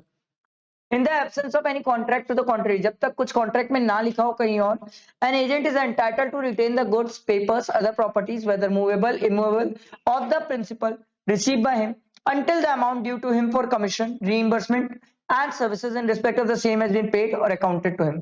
जब तक उसको उसका पैसा नहीं मिलेगा वो रोक सकता है, जब तक ऐसा कुछ कॉन्ट्रैक्ट में अलग ना लिखा हो। और अगर आपने कॉन्ट्रैक्ट में लिख दिया कि मैं एक एजेंट को पैसा नहीं भी दूंगा तब भी वो मेरे गुड्स वगैरह कोई चीज नहीं रोक सकता, तो वो नहीं रोक पाएगा sir. Condition of this rights are, देखो सर सबसे पहली कंडीशन क्या दी है?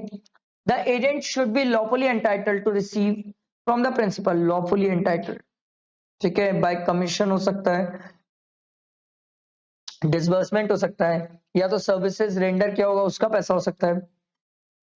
The property over which the lien is to be exercised should belong to the principal. Obvious सी बात है सर, आप किसी और की प्रॉपर्टी थोड़ी जब्त कर लोगे फिर, ठीक है। और अगर एजेंट गलत तरीके से कोई प्रॉपर्टी लेता है पोजीशन में अपने प्रिंसिपल की, तो फिर वो राइट ऑफ लीन यूज नहीं कर सकता। मतलब समझो एक एजेंट प्रिंसिपल के पास गया और उसके ऊपर बंदूक रखा और बोला आज से तेरी पूरी प्रॉपर्टी मेरी, मैं लीन यूज करना चाहता हूं, तो नहीं कर पाएगा sir. Agent's right to lien is lost in the following cases. देखो, where the possession, when the possession of the property is lost, खत्म कहानी, क्या कर लोगे।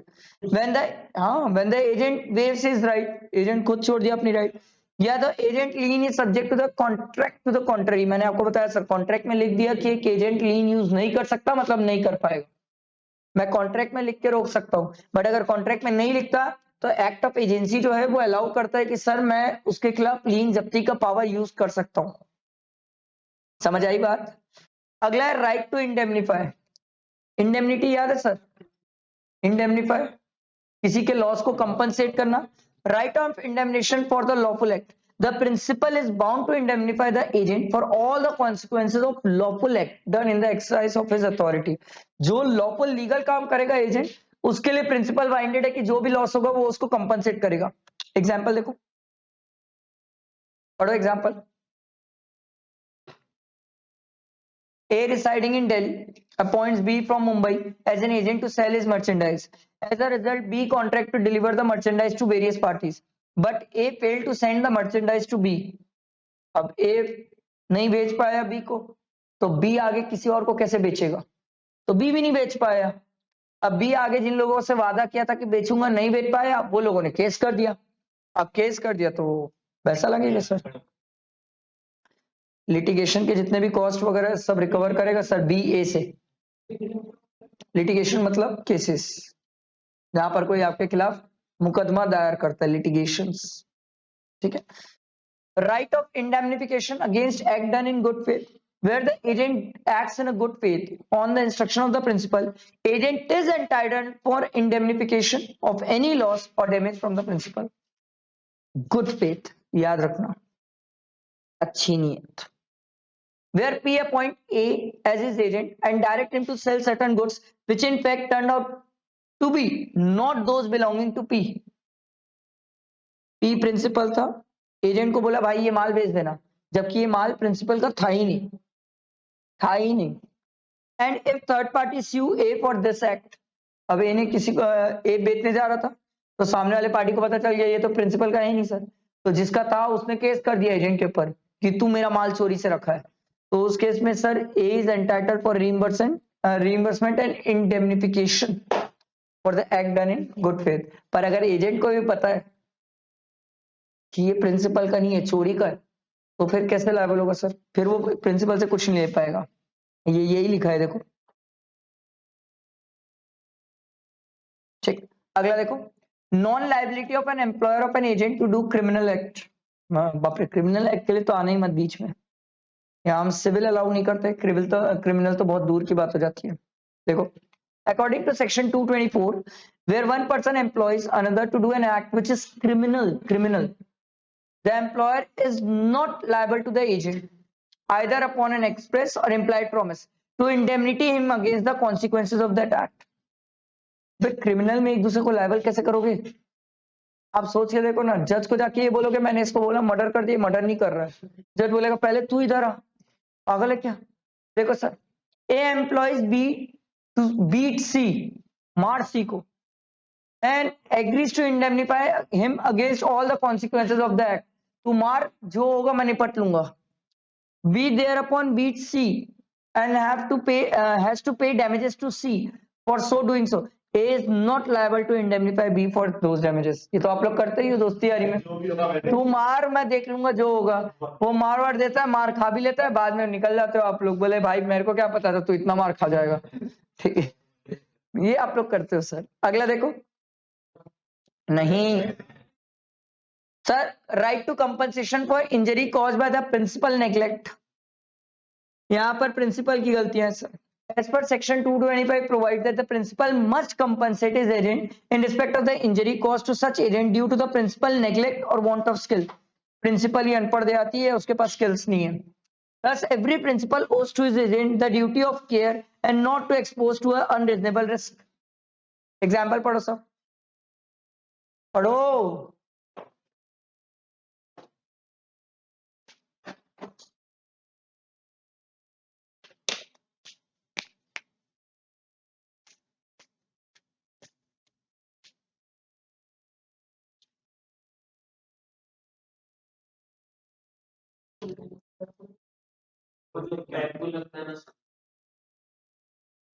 बाज जो लगाते ना उसको बोलते हैं स्कैप फोल्डिंग।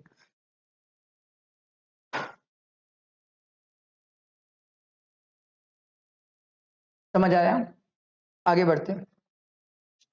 आसान भाषा में बताऊं इस पॉइंट का मतलब, अगर ठेकेदारी करना नहीं आता तो खुद आप नीचे वाले को क्या काम सिखाओगे? ठेकेदार तो वो होता है ना सर जिसको पहले सब काम खुद आता है, उसके बाद वो ठेकेदारी करता है। तो पहले खुद को काम आएगा तब तो आप ठेकेदारी कर पाओगे। ठीक है। Principal's liabilities to third party, देखो sir, an agent does all act on behalf of the principal but incurs no personal liability. The liability remains that of the principal unless there is a contract to the contrary, जब तक कुछ और ना बोले। This is because there is no privity of contract and passing of consideration between the agent and the third party. An agent also cannot personally enforce contract entered by him on behalf of the principal. देखो, principal's liability for the act of the agent, ये हम पहले से पढ़ रहे हैं। जितना उसकी अथॉरिटी में रहेगा, within the scope of his authority, अगर कोई एजेंट काम कर रहा है तो उसके काम के लिए प्रिंसिपल लाइबल रहेगा। देखो example, A buys goods from B knowing that he is an agent for their sale but not knowing who is the principal. B's principal is the person entitled to claim from A the price of the goods, and A cannot, in the suit by the principal, set off that claim a debt due to himself from B. क्या बोलना चाह रही है? बताओ क्या बोलना चाह रही है? उसको बंद कर देना।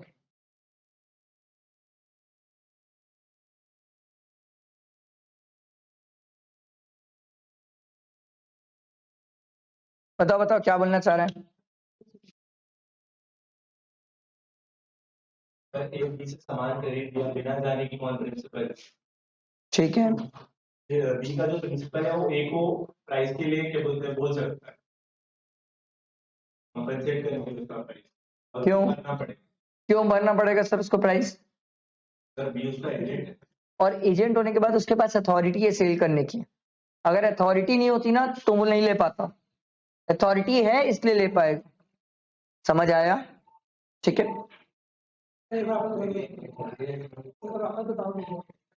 ए ने बाय किया गुड्स बी से, बी अगर कल के दिन क्या बोलते हैं, जैसे ए को बेचा, तो अब ए ये बोल के मना नहीं कर सकता कि बी को मैं पैसा नहीं दूंगा। अगर बी अपने अथॉरिटी के अंदर काम कर रहा है तो उसको पैसा देना पड़ेगा।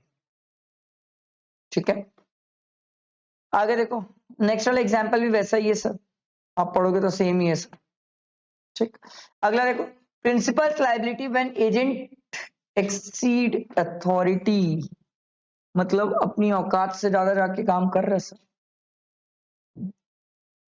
When an agent does more than is authorized to do so, and when the part of what he does which is within his authority can be separated, हम अलग अलग कर सकते हैं, from that which is beyond his authority, दोनों को अलग अलग कर सकते हैं।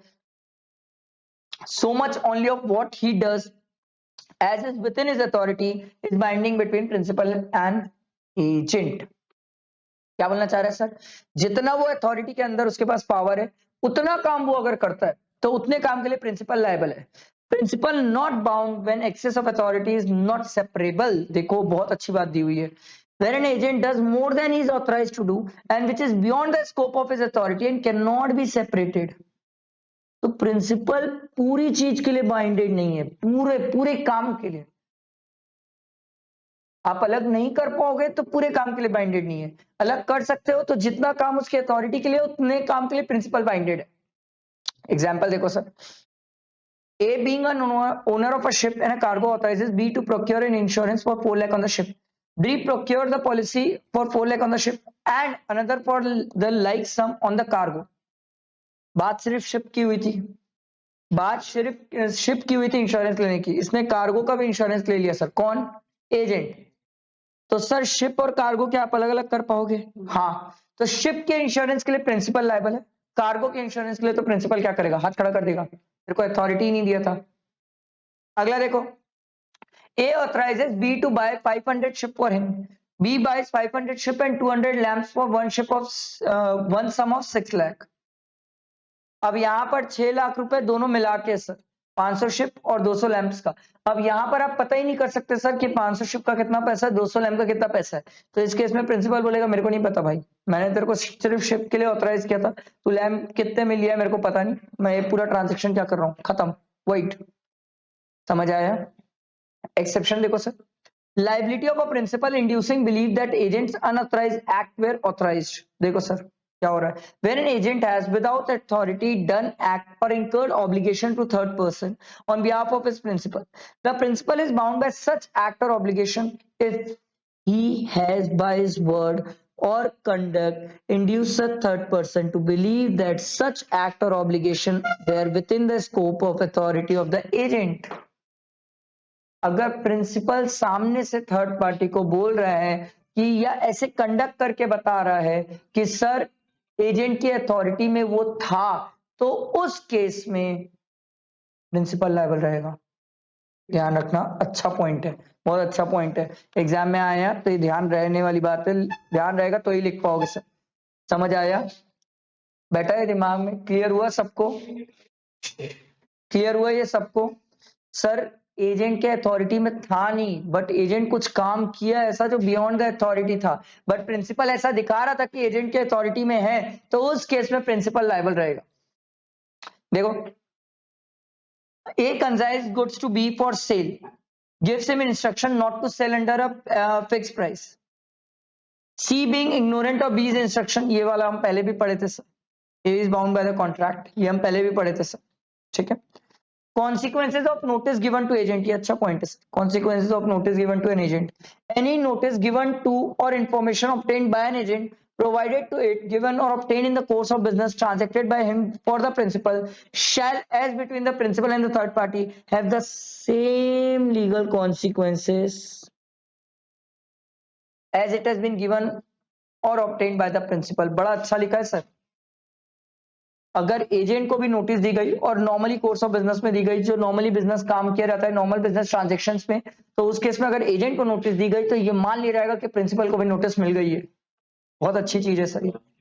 देखो, A is employed by B to buy from C certain goods of which C is the apparent owner and buys them accordingly. In the course of the treaty for the sale, A learns that the goods really belong to belong to D. ए को पता चला sir वो good सी का नहीं है, किसका है? D का है, but B is ignorant of that fact. B को तो पता ही नहीं जो बाय कर रहा है sir, agent. B is not entitled to set off a debt owing to him from C against the price of the goods. Obvious सी बात है सर, बी क्या बोलेगा सी को, भाई तेरा गुड्स ही नहीं था, तो सेट ऑफ किस बात का? Thus the knowledge of the agent is treated as the knowledge of the principal. अगर एजेंट को कोई चीज पता है तो ये मान लिया जाएगा कि प्रिंसिपल को भी वो चीज पता है सर। अगला देखो, personal liability for the agents fraud, misrepresentation और टॉर्ट्स, क्या इसके लिए लायबल होगा agent?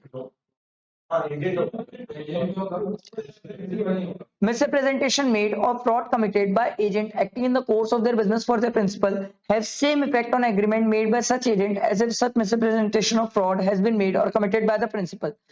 But misrepresentation, fraud or committed by an agent in matter which do not fall within his authority do not affect his principal. तो मतलब अगर with in authority कर रहे तो विद इन अथॉरिटी है तो प्रिंसिपल लायबल है, और एजेंट विदाउट अथॉरिटी अगर कुछ ये फ्रॉड वगैरह कर रहा है तो एजेंट लायबल है। समझ आया? एग्जांपल देखो, A being B's agent for the sale of goods induces C to buy them by misrepresentation which he was not authorised by B to make. अब ऑथराइज नहीं था। The contract is voidable as between B and C at the option of C. जिसके साथ गलत हो रहा है वो कॉन्ट्रैक्ट को क्या कर लेगा? वॉइडेबल बना देगा। समझ आया? अगला एग्जांपल देखो, A at the captain A, the captain of B ship, signs bill of lading without having received on the board the good mentioned therein. Bill of lending वो होता है सर जहां पर एक कस्टम वाला ऑफिसर बनाता है सर बिल कि मेरे पास क्या क्या सामान है। The bill of lading are void as between B and the pretended consignor जिसको ये गुड्स देना है सर। ठीक, ये वाला आप एग्जांपल छोड़ सकते हो, ज्यादा बेटर रहेगा। ठीक है। Personal liability of agent to third parties, देखो sir, agent can not personally enforce nor be bound by contract on behalf of principal. मतलब एजेंट कोई भी एक्ट के लिए पर्सनली लायबल नहीं हो सकता। ठीक है। In absence of any contract to that effect, जब तक कुछ कॉन्ट्रैक्ट में ना लिखा हो, an agent cannot personally enforce contract entered by him on behalf of his principal nor is personally bound by them। ना वो पर्सनली एनफोर्स कर सकता है ना वो पर्सनली बाउंडेड है। he can neither sue nor be sued on a contract made by him on his principal behalf। तो case किसके ऊपर करें? प्रिंसिपल के ऊपर। But there are certain exceptions sir, जहां पर sir agent is presumed to have been agreed to be personally bound, जहां पर एजेंट पर्सनली बाउंड होगा। पहला case, where the contract is made by an agent for the sale और purchase of a goods for a merchant resident abroad foreign principal. Principal कहाँ है? India से बाहर है sir. Where an agent is entered into a contract for sale और purchase of goods on behalf of a principal resident abroad, India से बाहर है principal. The presumption is that the agent undertake to be personally liable for the performance of such contract. तो आज हम पहली चीज सीख गए सर कि एजेंट एक केस में पर्सनली लायबल होगा जहां पर उसका जो प्रिंसिपल है वो इंडिया से बाहर का है। ठीक। दूसरा, where the agent does not disclose the name of his principal और अनडिस्क्लोज प्रिंसिपल। ऑब्वियस सी बात है, अगर प्रिंसिपल मिलेगा ही नहीं तो आप गला किसका पकड़ोगे? एजेंट का ही। और किसको पकड़ोगे सर? ठीक। अगला, नॉन एग्जिस्टेंस और इनकम्पिटेंट प्रिंसिपल, माइनर है प्रिंसिपल, क्या ही कर लोगे sir. Where the principal though disclose can not be sued और the agent is presumed to be personal liable. लो ये माइनर वाला खुद ही एग्जांपल दिया है, कैसे नहीं कर पाओगे सर। अगला है pretend agent. If the agent pretend but is not an actual agent, वो प्रिटेंड कर रहा है कि मैं एजेंट हूं बट जबकि एजेंट नहीं है। The principal does not rectify the act, principal ने भी उस एक्ट को ठीक नहीं किया बट डिसओन इट। तो डिसओन कर देगा तो सर किसकी लायबिलिटी? जो एजेंट अपने आप को दिखाया है sir. When agent exceed authority, मैंने आपको पहले ही बताया था सर, ये पॉइंट नया नहीं है, ये पॉइंट पहले का है सर, कि एजेंट अपनी अथॉरिटी से अगर कुछ काम ज्यादा करता है तो उस केस में कौन लायबल होगा? एजेंट, प्रिंसिपल का लायबल होगा सर। अगला देखो, राइट ऑफ थर्ड पार्टीज, अब बाहर वाले की राइट्स की बात कर रहे हैं sir. Right of parties to a contract made by undisclosed agent. If an agent makes a contract with a person who neither knows nor has a reason to suspect that he is an agent, third party को ये नहीं पता है कि वो agent है और ना वो सोच पा रहा है कि ये एजेंट है, His principal may require the performance of the contract, but the other contracting party has, as against the principal, the same right as he would have as against the agent if the agent had been the principal। बताओ क्या बोलना चाह रही है? चलो भाई, आप लोग दोनों फोन चला रहे हैं, दोनों समझाएंगे सर क्या लिखा हुआ है।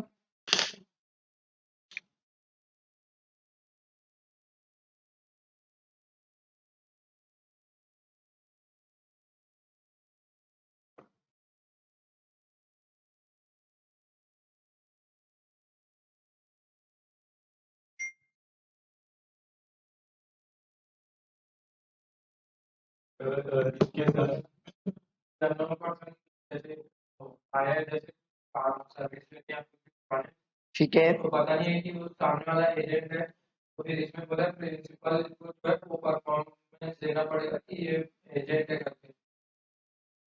ठीक है, बट फिर वो एजेंट के अगेंस्ट क्या होगा? वो तो ठीक है, प्रिंसिपल को परफॉर्म करना पड़ेगा, मान लिया। थर्ड पार्टी की प्रिंसिपल के ऊपर होनी चाहिए, वो अब एजेंट के ऊपर भी होगी क्योंकि उसको पता ही नहीं था वो प्रिंसिपल।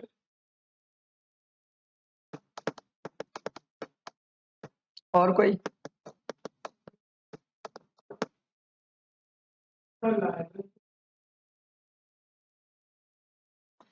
नाम से समझो ना सर, अनडिस्क्लोज्ड एजेंट, जिसके बारे में पता ही नहीं है। अगर कोई ऐसा एजेंट है जिसके बारे में पता ही नहीं है और वो कुछ प्रिंसिपल के भी आप में काम कर रहे हैं, तो वो अगर कुछ काम कर रहा है तो प्रिंसिपल उसके लिए बाइंडेड है, उसके परफॉर्मेंस के लिए बाइंडेड। बट सर वो एजेंट अगर कुछ काम कर रहा है तो उस एजेंट के बारे में तो पता ही नहीं है लोगों को कि वो एजेंट भी है, तो उस केस में वो एजेंट को एज अ प्रिंसिपल ट्रीट किया जाएगा, और प्रिंसिपल ट्रीट करके जो भी लायबिलिटी होगी उस एजेंट की होगी। आई बात समझ? If the principal discloses himself before the contract is completed, अगर प्रिंसिपल खुद को डिस्क्लोज कर लेता है सर, ठीक है, the other contract party may refuse to fulfill the contract if he can show that if he had known who was the principal in the contract, or if he had been known that the agent was not the principal, he would not have entered into a contract. तो undisclosed agent था, third party थी। देखो समझो, simple सी बात है, principal, undisclosed agent और third party. आराम से सर, थर्ड पार्टी को प्रिंसिपल के बारे में नहीं पता। हाँ मैम, हाँ मैम, थर्ड पार्टी को प्रिंसिपल के बारे में नहीं पता है, तो थर्ड पार्टी किसको लायबल बनाएगा? अनडिस्क्लोज एजेंट को, बोलेगा भाई मेरे को तो लगा तू ही प्रिंसिपल है। ठीक, अब अनडिस्क्लोज एजेंट के साथ ट्रांजेक्शन करने के पहले थर्ड पार्टी, प्रिंसिपल खुद सामने से आके बता रहा है सर कि मैं प्रिंसिपल हूं। हाँ समझ आया? प्रिंसिपल सामने से आके डिस्क्लोज किया, तो थर्ड पार्टी बोला अच्छा मेरे को तो लगा ये प्रिंसिपल है, अरे तू प्रिंसिपल है क्या? तो थर्ड पार्टी बोला अरे मेरे को पहले से पता होता अगर तू प्रिंसिपल है, ये अनडिस्क्लोज एजेंट प्रिंसिपल नहीं है, तो मैं ये कॉन्ट्रैक्ट एंटर नहीं करता। क्या बोला, समझ आया? बैठा दिमाग में? क्लियर हुआ? ये वही लिखा हुआ है, ठीक है। देखो एग्जाम्पल भी दिया हुआ है, देखो, as bought for himself a ticket of IPL match at Wankhede stadium through AB because on personal grounds stadium management would not have issued the ticket to S। कुछ होगा पर्सनल रीजन जिसके कारण S को वो टिकट नहीं मिलती, तो S ने किसके थ्रू टिकट मंगाया? AB के थ्रू, ठीक है। स्टेडियम मैनेजमेंट में रेप्यूडिएट द कॉन्ट्रैक्ट, ये बहुत प्यारा एग्जांपल है। स्टेडियम मैनेजमेंट मना कर सकता है, बोल सकता है अगर हमें पहले पता होता कि ये टिकट किसको मिलने वाली है, S को, जो कि S को हम पहले ही टिकट नहीं देने वाले थे, तो S इनडायरेक्टली किसी और के थ्रू टिकट ले रहा है, हम नहीं देंगे। ये कई लोग करते हैं, नॉर्मली बहुत लोग ये काम करते हैं, बहुत लोग। जैसे मान लो एक सिंपल सा एग्जाम है, मान लो नित्यम आतंकवादी है, तो वो तो अपना पासपोर्ट लेने नहीं जा पाएगा ना सर, ऑब्वियस सी बात है। तो उसने किसी के थ्रू पासपोर्ट बनवाने की कोशिश की, तो इस केस में अगर पासपोर्ट अथॉरिटी को पता चल जाए कि ये पासपोर्ट नित्यम के लिए बन रहा है, नहीं बनाएंगे, क्योंकि वो पहले ही अथॉरिटी नहीं थी, उसको पहले ही इशू नहीं कर रहे थे, वो पासपोर्ट पहले ही मना करके रखे थे, ब्लैकलिस्ट करके रखे थे। अब दूसरे एजेंट के थ्रू कर रहे हैं, पता चल जाए तो भी नहीं बनवाएंगे सर। आया समझ? ये पासपोर्ट अथॉरिटी मना कर देगी सर। अगला देखो, performance of a contract with agent suppose to be principal when agent does not disclose that he is acting as an agent and the principal requires the performance of the contract, then the principal can obtain such performance subject to the right and obligation subsisting between the agent and other party to the contract। example देखो, A who owes 50,000 rupees to B sell 1 lakh rupees worth of rice to B। क्या हुआ? ये A को B को 50,000 रुपए देना था, B ने बेच दिया, ठीक है, सॉरी A ने बेच दिया, A ने बेच दिया 1 लाख रुपए का राइस। ये समझ आया? ठीक, A is an acting as an agent for C in the transaction। A C के बिहाफ में काम कर रहा है, but B has no knowledge nor reasonable grounds of suspicion that such in this case। मतलब सर इसको पता ही नहीं है कि जो A है वो C के बिहाफ में काम कर रहा है। हाँ थोड़ा सा, C cannot compel B to take the rice without allowing him to set off A's debt। क्या बोलना चाह रहे हैं? राइस खरीद रहा है, उसको पता नहीं है कि एजेंट है, तो सी जो है फ्री का पैसा खा के बैठा, तो ये बोला अगर मेरे को पता रहता तो मैं राइस नहीं खरीदता, पहले वो अपना डेट को कवर करता। हाँ पहले अपना डेट कवर करता। आ रहा है समझ बेटा दिमाग में? ये समझ आया? अगला देखो, option to third party sue the agent or the principal। देखो सर थर्ड पार्टी के पास क्या क्या ऑप्शन है। Right of a person dealing with the agent personally liable in case where the agent is personally liable a person dealing with him may hold either him और his principal both of them liable. Example देखो, A enter into a contract with B to sell 100 bales of cotton and afterward discovered that B was acting as an agent for C। पता नहीं था C का agent। सकता है और C A को भी A में either sue B और C, और दोनों को भी कर सकता है सर, क्योंकि उसको तो पता ही नहीं था ना सर कि ये C का एजेंट है। ठीक, कौन ये सब केस में एजेंट की रिस्पांसिबिलिटी होती है कि मेरा प्रिंसिपल कौन है। हाँ बताना पड़ेगा, नहीं तो एजेंट मरा बेचारा। Consequences of inducing agent or a principal to act on belief that principal or agent will be held exclusively liable, where a person who had made a contract with an agent induces the agent to act upon the belief that the principal only will be held liable, or induces the principal to act upon the belief that the agent only will be held liable, he cannot afterward hold liable the agent or principal respectively। आराम से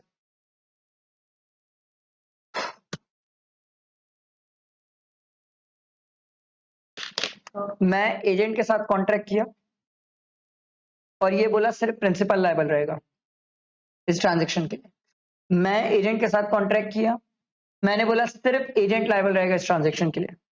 तो जिस transaction के लिए मैंने बोला सिर्फ principal liable रहेगा उसके लिए आप एजेंट को लायबल नहीं बना सकते, और जिस ट्रांजैक्शन में मैंने बोला सिर्फ एजेंट लायबल रहेगा उस ट्रांजैक्शन के लिए आप प्रिंसिपल को लायबल नहीं बना सकते। समझ आया?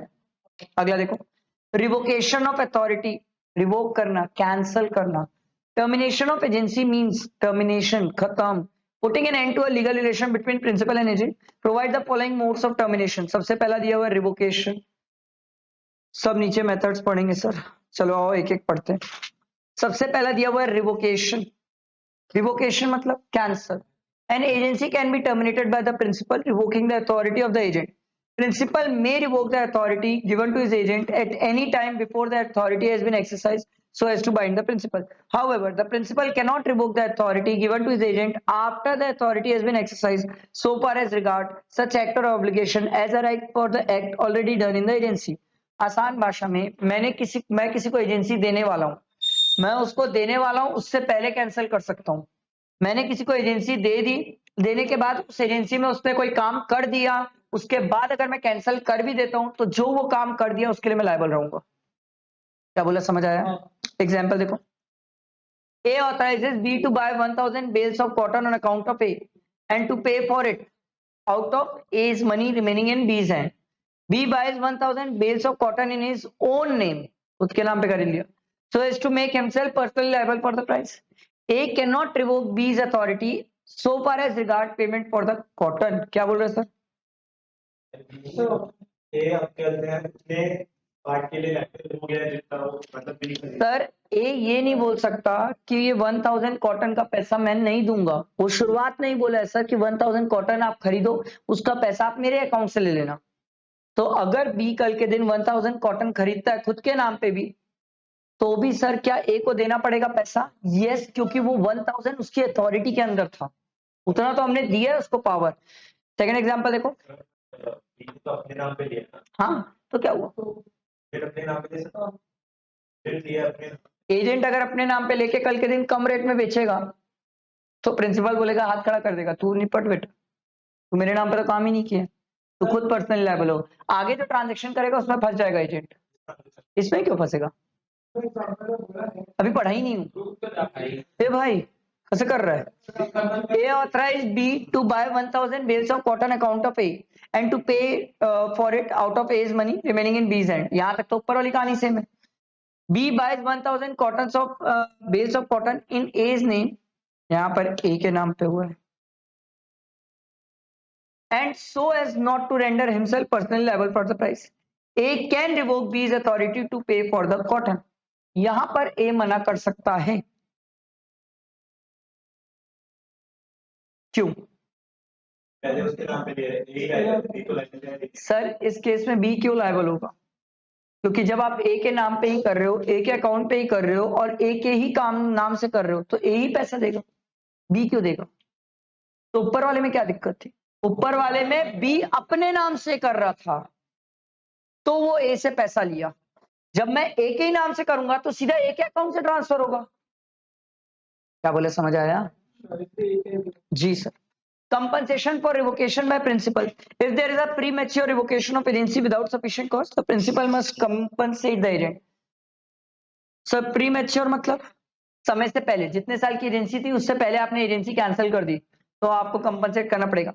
नोटिस ऑफ रिवोकेशन, क्या नोटिस देना पड़ेगा? यस, हम पहले से पढ़ के आ रहे सर, आपको रीजनेबल नोटिस देना पड़ेगा सर। अगर नहीं दोगे तो कंपनसेशन और डैमेजेस देना पड़ जाएगा sir. Revocation and reunification may be express or implied. Revocation agency may be express or implied यहाँ of the principal। अभी अपन नीचे पढ़ेंगे sir reunification by agent। A empowers B to let A's house। A ने B को अधिकार दिया कि B A का घर किराए पे दे सकता है। Afterward A let it himself, खुद कर दिया sir. This is an implied revocation of B's authority। आपने B की अथॉरिटी को क्या किया? खत्म कर दिया। क्योंकि अगर आप खुद किराए पे दे दोगे तो बी किस चीज को किराए पे देगा? आपने बी को एजेंट को रखा क्यों था? वो किराए पे देता। आप खुद ही किराए पे दे दिए तो बात ही खत्म हो गई। अगला देखो, reunification by agent। An agent may renounce the business of agency in the same manner in which the principal has right of revocation।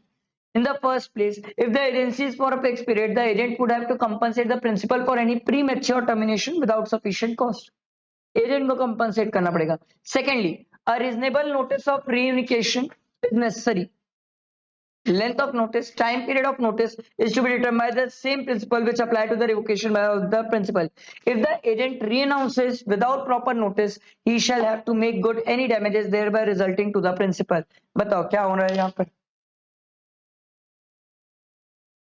Revocation तो प्रिंसिपल करता है, रेनिकेशन कौन कर रहा है? एजेंट। मतलब क्या कर रहा है एजेंट? प्रिंसिपल जैसे रिवोक कर सकते हैं जो खुद ही जिसकी उसकी जो अथॉरिटी थी वो जो प्रिंसिपल एक्सरसाइज कर रही है तो फिर वो रिवोक कर दी। देखो, प्रिंसिपल नॉर्मली रिवोक करता है। जब एजेंट के पास में बात आई तो एजेंट खुद भी रिवोक कर सकता है, बट एजेंट जो रिवोक करता है उसको रिवोक नहीं बोलते, रिनिकेशन बाय एजेंट बोलते हैं। नहीं, मेरे को तेरी एजेंसी नहीं चाहिए, काम खत्म, वो अपने रास्ते में अपने रास्ते। पर आपको उसको नोटिस देना पड़ेगा सर कि मैं कैंसिल करना चाहता हूँ। नहीं बताओगे उसको तो उसको कैसे पता चलेगा कि आप कैंसिल करना चाहते हो एजेंसी? नहीं बताओगे तो फिर डैमेजेस दो, डैमेजेस दो प्रिंसिपल को। अगला है कंप्लीशन ऑफ बिजनेस। सर अगर बिजनेस कंप्लीट हो जाएगा तो ऑटोमेटिकली एजेंसी रिवोक हो जाएगी। डेथ और इंसेनिटी, हाँ सर अगर प्रिंसिपल या एजेंट दोनों में से कोई भी मर गए तो सर खत्म कहानी, ठीक है। बट कंपनी के केस में ऐसा नहीं होता सर। कंपनी के केस में अगर एक डायरेक्टर मर भी गया तो वो चलते रहेगा सर, वो क्यों रुकेगा सर, ठीक है। अच्छा, मरने के पहले अगर कोई एक्ट किया होगा तो वो बाइंडिंग होगा। प्रिंसिपल्स इंसॉल्वेंसी, ऑब्वियस सी बात है, अगर प्रिंसिपल ही इंसॉल्वेंट हो गया, अगर प्रिंसिपल ही इंसॉल्वेंट हो गया तो सर एजेंसी खत्म ना sir. On expiry of time, fix time period आपने सोचा था वो टाइम खत्म हो गया sir. When the agency is irrevocable, irrevocable मतलब कैंसिल नहीं कर पाओगे sir. Where the agent is personally interested, बस यही एक की इंपॉर्टेंट वर्ड है सर, एकदम इंपॉर्टेंट वर्ड है, पर्सनली इंटरेस्टेड। यही वर्ड चाहिए होगा एग्जामिनर को सिर्फ। अगर एजेंट पर्सनली इंटरेस्टेड है तो वो रिवोक नहीं हो सकता। सेक्शन की डेफिनेशन देखो, where the agent has himself an interest in the property which form the subject matter of the agency, the agency can not in the absence of an express और contract be terminated to the prejudice of such interest. Example देखो, A gives authority to B to sell A's land and to pay himself out of the proceed the debt due to him from A. A cannot revoke this authority nor it can be terminated by his death or insanity। क्यों? मेरे बदले बेच के जो मैं अपना date मतलब मेरा कर्जा है वो पेड ऑफ कर लेगा। आप समझो, ये बहुत कॉमन है मार्केट में। जैसे लोग क्या होता है मार्केट में एक दूसरे से पैसा उठाते हैं, आप पैसा दे नहीं पाते तो लोग क्या करते हैं अपना जमीन वगैरह दे देते हैं और बोल देते हैं भैया ये जमीन बेच दो। ये जमीन बेच के जो वसूलाएगा ना, पहले आप अपना डेट खत्म कर लेना, उसके बाद अगर कुछ बचेगा तो मुझे दे देना। इस केस में आप रिवोक नहीं कर पाओगे सर, कर ही नहीं सकते, क्योंकि आपका पहले ही उसको डेट देने का बनता है सर, तो वो आदमी आपसे पैसा तो लेगा ना सर। अगर डेट कंपनसेट करते बाद में तो बाद में मतलब जैसे ये बोल दिया कि एजेंसी दे दिया उसको कि बेच, हाँ उसमें आप मतलब वो तो बेचा नहीं है अभी तक और उसके पास पैसा आ गया और हाँ, अगर रातों रात लॉटरी लग गई या कुछ पैसा आ गया उसके पास, तो वो जाके क्या करेगा, जिससे डेट लिया हुआ था उसको जाके बोलेगा ये ले भाई तेरा पैसा, मेरी प्रॉपर्टी वापस कर दे। वो मना क्यों करेगा प्रॉपर्टी वापस करने में? उसको अपने पैसे से मतलब, मेरा पैसा मिल गया, तू प्रॉपर्टी ले जा, मेरे को क्या करना है। आपको मैं मस्त वाली बात बताऊं, बैंक्स के पास जाओगे ना, बैंक को हम प्रॉपर्टी गिरवी में रखवाते हैं, उसके बाद पैसे लेते हैं। आप बैंक को पैसा वापस करो, बैंक ज्यादा खुश होता है, प्रॉपर्टी वो देने में खुश थोड़ी होता है। क्योंकि बैंक बोलता है किसी की प्रॉपर्टी लेके बेचने में बहुत दिक्कत है। क्योंकि क्या होता है, जब कोई पर्सन इंसॉल्वेंट होता है तो पहले उसको इंसॉल्वेंट डिक्लेयर कराओ हाई कोर्ट से, वो दिक्कत है सर। पहले इंसॉल्वेंसी होगी, उसमें टाइम लगेगा। उसके बाद उसकी प्रॉपर्टी का पहले नाम ट्रांसफर होगा, फिर उसके बाद उसकी लीगल फॉर्मेलिटी, फिर ऑक्शन। इतना कंजट है ना, इतना लीगल डॉक्यूमेंट से इतना प्रोसीजर है कि बैंक बोलता है कचर कचर है, तू भैया मेरा पैसा ही दे दे, प्रॉपर्टी ले जाओ। प्रॉपर्टी को लेके क्या नाचेंगे? कोई मतलब नहीं है प्रॉपर्टी से हमें। समझ आया? अरे समझ आया? चलो, effect of termination. Termination word का मतलब क्या होता है? Cancel. When termination of an agent's authority take place as to the third person, देखो, the termination of authority of agent does not, so far as regards the agent, take effect before it becomes known to him.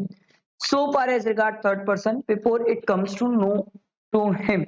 मतलब एक agency तब तक terminate नहीं हो सकती sir जब तक प्रिंसिपल एजेंट को ना बता दे और प्रिंसिपल थर्ड पार्टी को ना बता दे, तब तक टर्मिनेशन नहीं होगा सर एजेंसी का। एग्जांपल देखो, A direct B to sell goods for him and agreed to give B 5% commission on the price pledged by the goods. A afterward by letter revokes B's authority and B after the letter is sent but before it receives sell the goods for 1 lakh. अब बताओ, उसको letter मिला नहीं है, वो पहले ही भेज दिया, अब लेगा कमीशन की नहीं? लेगा ना सर। अभी लेटर मिला कहाँ है? लेटर मिला नहीं है तो कहाँ टर्मिनेट हुई है? टर्मिनेट नहीं हुई है तो वो तो अपना कमीशन लेगा ना सर, एजेंट। समझ आया? लेटर मिल जाता तो कहानी खत्म हो जाती सर। अगला एग्जांपल आप लोग पढ़ो पढ़ो पढ़ो पढ़ो। हम्म,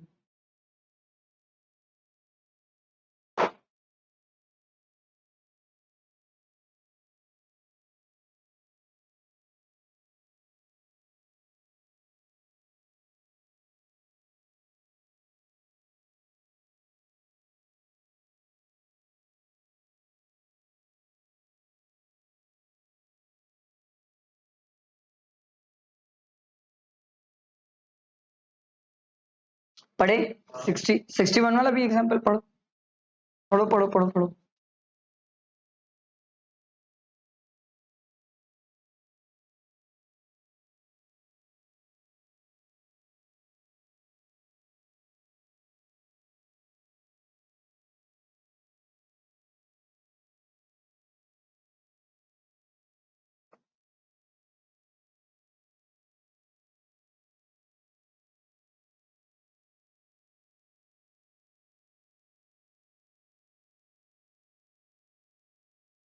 सी होगा ना,